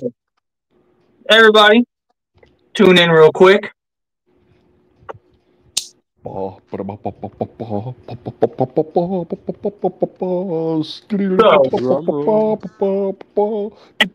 Megatron is laying there. We change scenes to the animated universe. Oh. But it's not another random battle that's going on. In fact, it's between Armada, or not Armada, it's between Animated Prime and Lyle Convoy actually trying to talk and discuss what's going on because they're both starting to notice something really weird is happening. Because obviously Lyle Convoy has never met this version of Optimus Prime. And this version of Optimus Prime has never known anybody in the database known as Lyle Convoy. So therefore, they're trying to talk. They're trying to figure things out. Animated Prime finally asks the question, so how did you get here? Lyle Convoy simply answers, a random portal opened. I was in the middle of a battle with a friend of mine, and I just ended up here. Which, by the way, once again, I am very sorry for taking my rage on him. I promise it will not happen again. Animated simply to tell them, water under the bridge. We don't gotta worry about it again. So long as we understand we are on the same side, we're good. And they're sitting there and they're talking, and that's when they start realizing, wait a minute, Animated Prime goes, so you came through a portal. That's funny because the portal you came through, our computer pinged it as some sort of multiversal anomaly. Which naturally, that's when Ratchet steps in and goes, except the multiverse ain't supposed to be a real thing! Good old cranky Docbot. Animated Prime simply just goes, Docbot, really? And then Lyle Convoy simply just walks up to Ratchet and he goes, okay, then explain how I got here. And all of a sudden, Ratchet just gets real quiet all of a sudden. I have the right to reserve judgment. Yeah, I bet you do. So, with that said, everybody, let's actually start trying to figure out, and then all of a sudden the computer starts going nuts. Lyle Convoy starts looking, and all of a sudden he sees a very familiar logo. One that has his energon boiling. Because he feels like this dude has something to do with it. He walks up, and he sees a message pop up saying, permission to communicate. He looks at Animated Prime and he goes, may I? Animated Prime simply waves and goes, go ahead. This might get us some answers. Lyle Convoy activates the communications. This is Lyle Convoy, captain of the Maximals. Who am I speaking with? The one on the other end comes through clear as day. Oh, you already know who I am. Here. Oh, snap. I feel like I know who it is. The next scrap battle is Lyle Convoy versus Beast Megatron. Oh, God. Oh, this is going to be interesting. Can my boy step up and get another win? Let's see if this goes the way I'm hoping it does. Now I gotta watch. Realistically, you're the writer of the story, so anything could go with you. You can make them win, you can make them lose. It's all up to you. The good guys normally win, though. Normally, but that might not be the case here. Because keep in mind, I straight up dropped the hint tonight who was fighting next. That you did. Yeah. That you did. So yeah, next scrap battle: Bio Convoy versus Beast Megatron. So the analysis portion might go through a lot quicker Because they're going to be excited. we've already done. Yeah, pretty much. We've already done all of Lyle Convoy's analysis, so we don't need to do anything else for him. But Beast Megatron, that's where things are going to get real interesting. Completely. Yes. Yes. Yes. Quick, someone get in contact with David K. Let me call him up real quick. Well, I hope you guys were beyond hyped for how I decided to set that up. I am very curious. Yeah, because we've seen Optimus Primal and Beast Megatron, obviously, but Although, well, Lyle Convoy. if you've ever watched Robot Masters, we kind of sort of got a little taste of what could have been. Only this time, we're really going to get to see Lyle Convoy put some belt to ass this time. I still want a tidal wave fight. Well, you're not getting one until it works. Spoiler alert, Tidal Wave is in the docket. I just don't know when he's coming out. We should do a Leader 1 versus Optimus Prime fight. Leader 1 from GoBots? Yeah. He'll end up being a fucking barista, just like he did in that one College Humor skit. Oh my god, for real though. Like, Optimus will beat him so bad, Leader 1 will just be like, so I'm not fit to lead the GoBots anymore, I'm just gonna retire. He's like, and then Gotta Optimus go work at goes, now where's Starbucks." my latte? Yeah, I got a question. How about you go get me my latte? Make sure it's just a twist. Be sure to live back when it's water. Oh, did they enjoy your screenplay? He's spending my I mean, if that's what you want it to be, then sure. But we genuinely don't know who's going to win next week. I have a feeling I know who. No, it is not going to be Lyle Convoy because of bias. I like him because I retract my statement. Talk to me as much as I wanted to be Lyle Convoy. I'm going to be real. I have a suspicion Keith Meggs is taking it. Wait, G1 Spike Witwicky versus Baver Sam? Not gonna. Okay, wait. Quentin, come here. Quentin, come here. Dude, Spike's a little bitch. Sam would own him.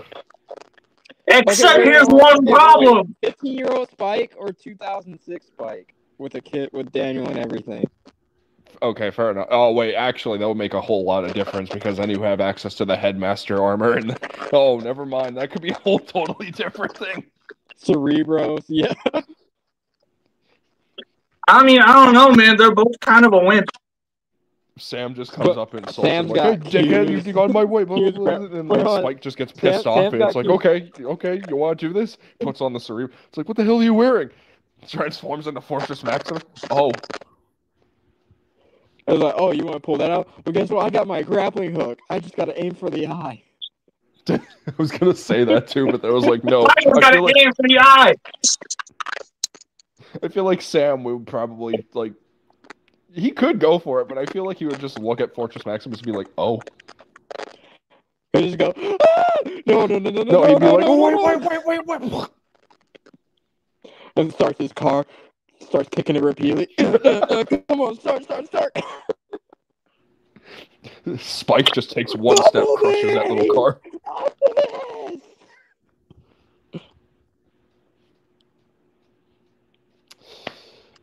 Actually, I probably thought of one. Look, before we fight, can I introduce you to some kick counters? Actually, I think I thought of a tidal wave fight that could be interesting. So y'all want to know something really funny?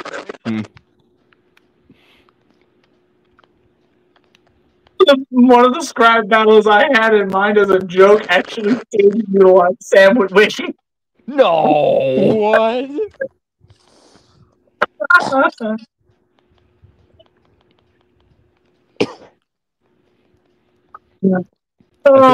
I think that would probably be the shortest scrap battle ever, though. Like he just gets pissed off.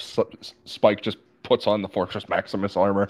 So technically speaking, there already is a reigning king as the shortest scrap battle. Okay. It was G1 Devastator versus Revenge of the Fallen Devastator. Then let me guess, G1 Devastator ripped off Revenge of the Fallen Devastator's nuts and beat him with them. No, so how do I put this? Revenge of the Fallen activated the grinder, and instead of being able to pull G1 Devastator in, G1 Devastator just punched his fist right through it. Oh. And then, while his fist was in there, grabbed him on the other end, picked him up, and just tucked him. And then turns to the camera and goes, "Really? Like, that's supposed to be me? That's supposed to be me? He's like, nice try, you Kirby son of a bitch. So I thought of a tidal wave fight that could probably work. So with that said, Oh, I don't get to share? Okay. Oh, sorry. Go ahead. It's okay. I was going to say, I thought of a tidal wave fight that could work, but obviously we need to talk more about it after the show. Tidal wave versus Superion?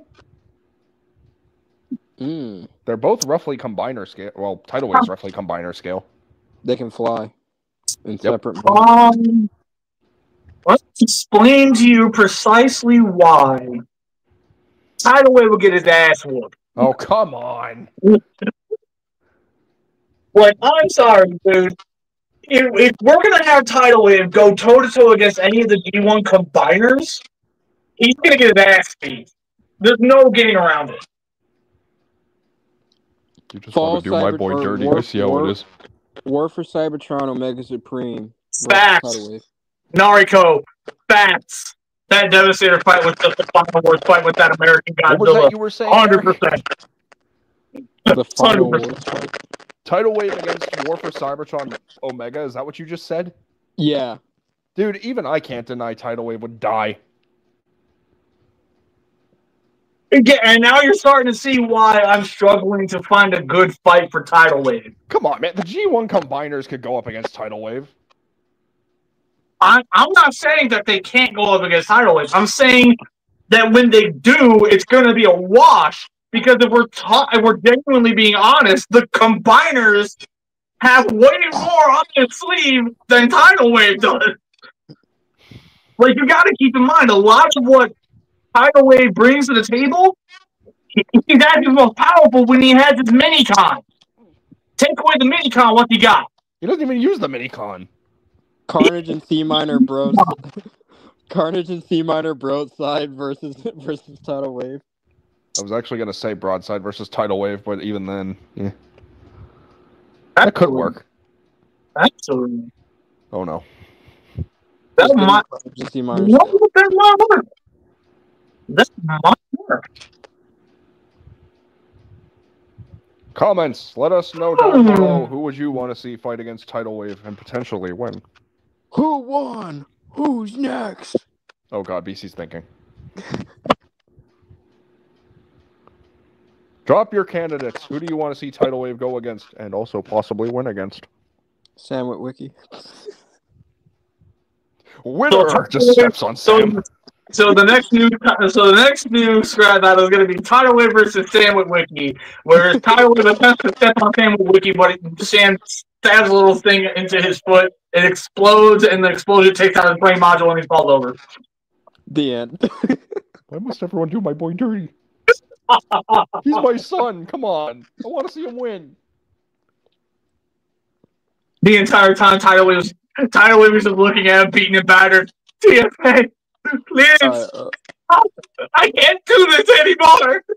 Father, Voltron versus tidal wave. Wait, what? Voltron versus tidal wave. Okay, that's just suicide for tidal wave. Voltron would beat the dog shit out of him. What about the dinosaur? The dinosaur from the Mighty Morphin Power Rangers. The Megazord versus tidal wave? Yeah, The versus Tidal Megazord, Wave. the Megazord would win. I feel Oh, like yeah, you he's taller than underestimate buildings. Tidal Wave's power. I feel like you're underestimating the power of the Dino Megazord. But keep in mind, the Dino Megazord has faced off against creatures that are far bigger than Tidal Wave. Oh, I know.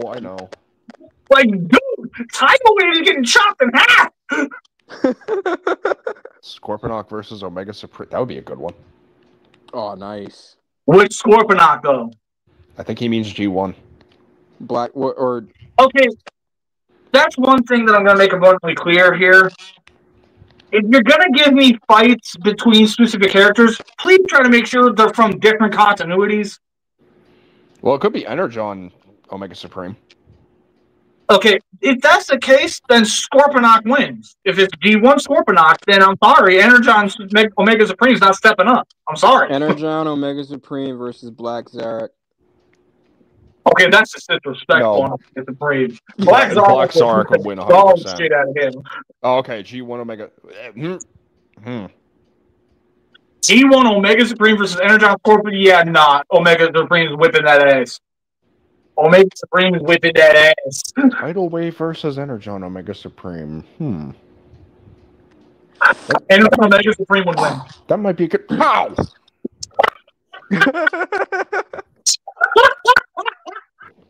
Stop doing my boy dirty. He's more powerful than you think. God damn it.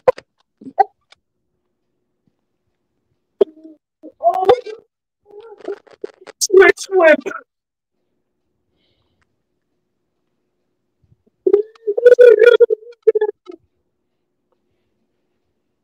Oh my god. That's a good one that you just said. Quick switch. Quick switch versus who? Tidal Wave. That could possibly work. Ooh, no, I got a better. like that one. I got a better one. Cybertron Metroplex versus Tidal Wave. I'm even afraid to say it. Metroplex would probably win. Let me guess, it's because of the Cyber Key? He's got the axe. He's massive compared to Tidal Wave. Puzzler from the Renegades versus Tidal Wave. Okay, that's just rude on poor Puzzler.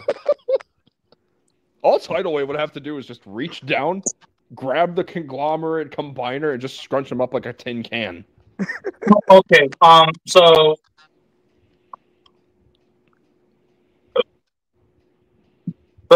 Energon Scorp has hundreds of minions to assist. They aren't allowed to have assists. Yeah, it just has to be. It just has to be them going bare bones. Is them throwing hands with each other bare bones. So yeah, Tidal Wave versus Broadside. If I was allowing assists in any way, shape, or form, a lot of these battles would be going very differently. Yeah, like Armada Prime could have probably stood even a better chance against Victory Saber or Star Saber. No, fuck you wouldn't. Autobot Spike. Okay, look. Okay, TFA, I'm gonna hold mean to Autobot Spike. I'm gonna hold your hand when I say this, okay? I didn't consent to touch. It does not matter if Prime has Jetfire and Overload with him. The moment Victory Saber steps out onto the battlefield, he's getting turned into pancakes. Okay? Let it go.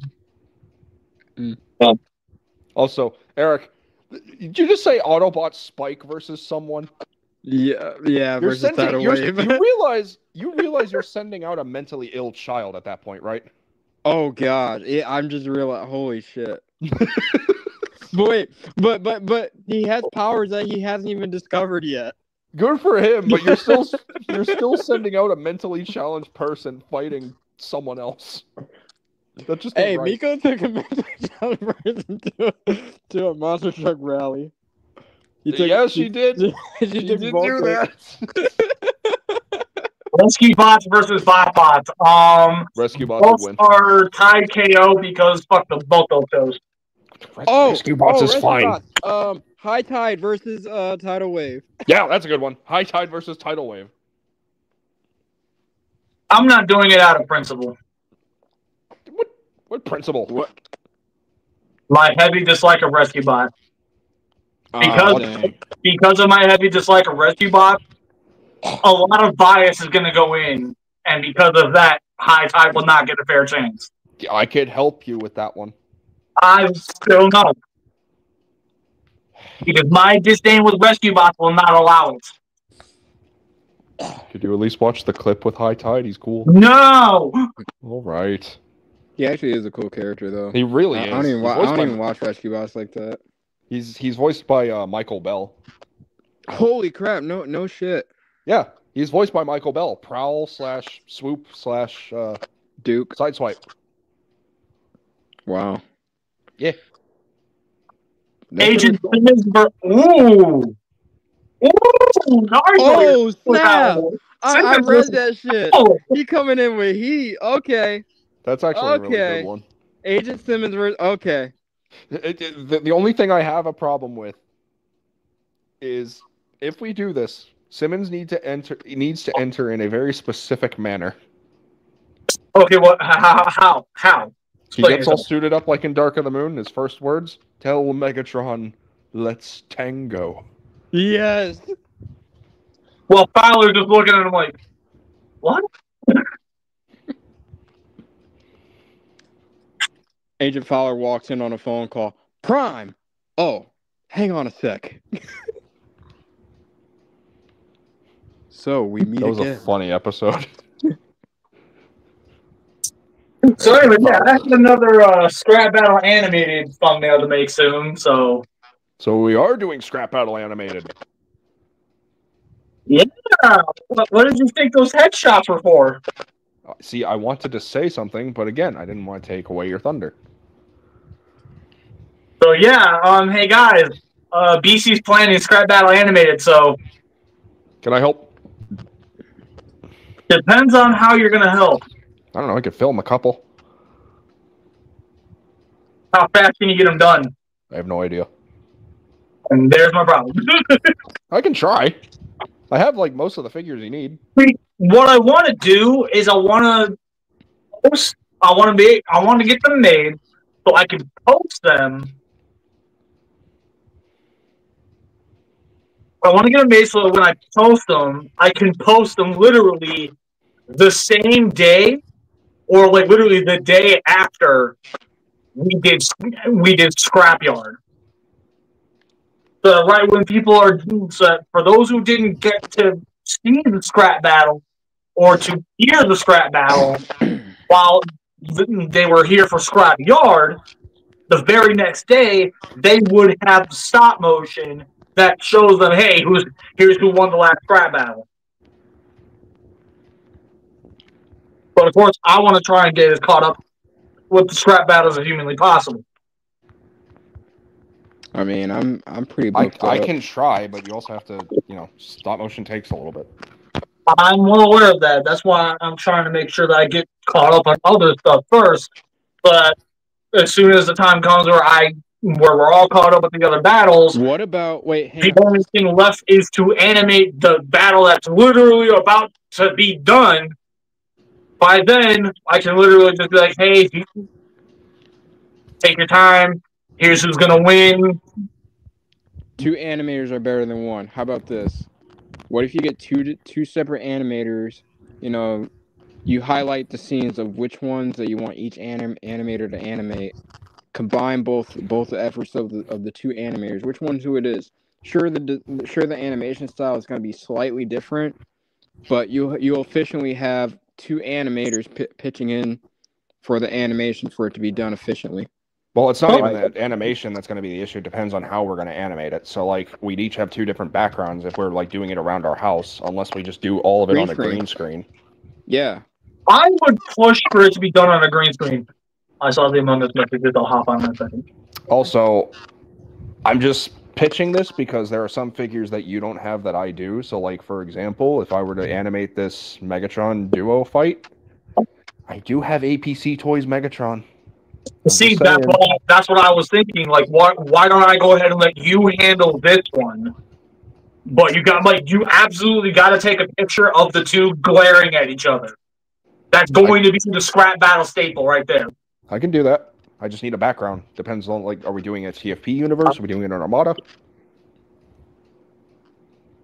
Do you want me to try to give it like a 2D effect for the Armada one, and then Transformers Prime just stays as a static photo?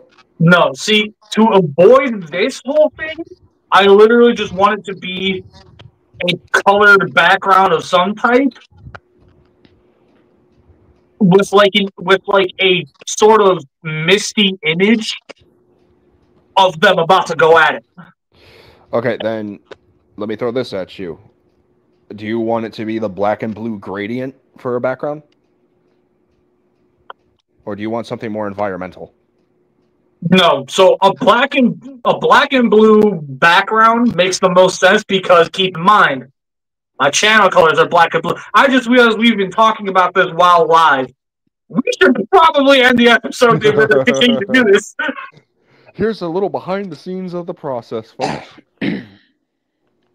Anyways, guys, so obviously, thank you guys for coming out. I appreciate it so much. But before we get into anything else, let's actually go ahead and reveal what the next topic is going to be. Drum roll, please.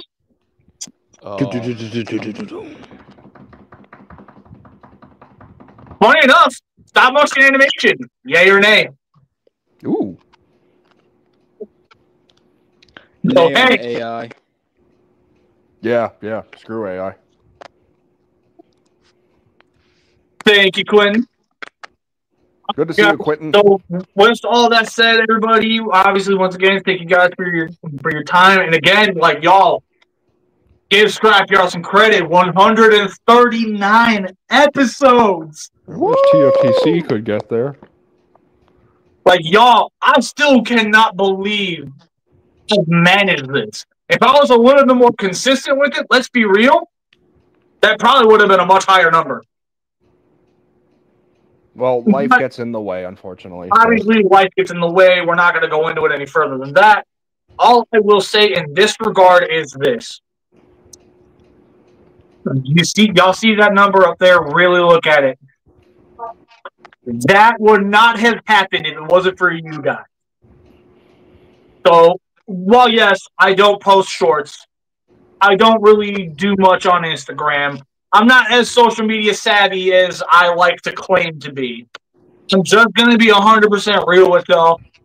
I would not have the community I have if it was not for Scrapyard. And Scrapyard would not be what it has become if I didn't have you guys. And it's not just the panelists. It's the people who tune in every single week. Or every single time we go live. The fact that you guys show up and show out, even if it's only for a small little amount, I love and appreciate you guys for it. And to kind of tug at the heartstrings a little bit, I know my aunt's watching up there, and I can already tell she's smiling after seeing just how much of a community I've built with these two hands. So thank you guys very much. I appreciate it.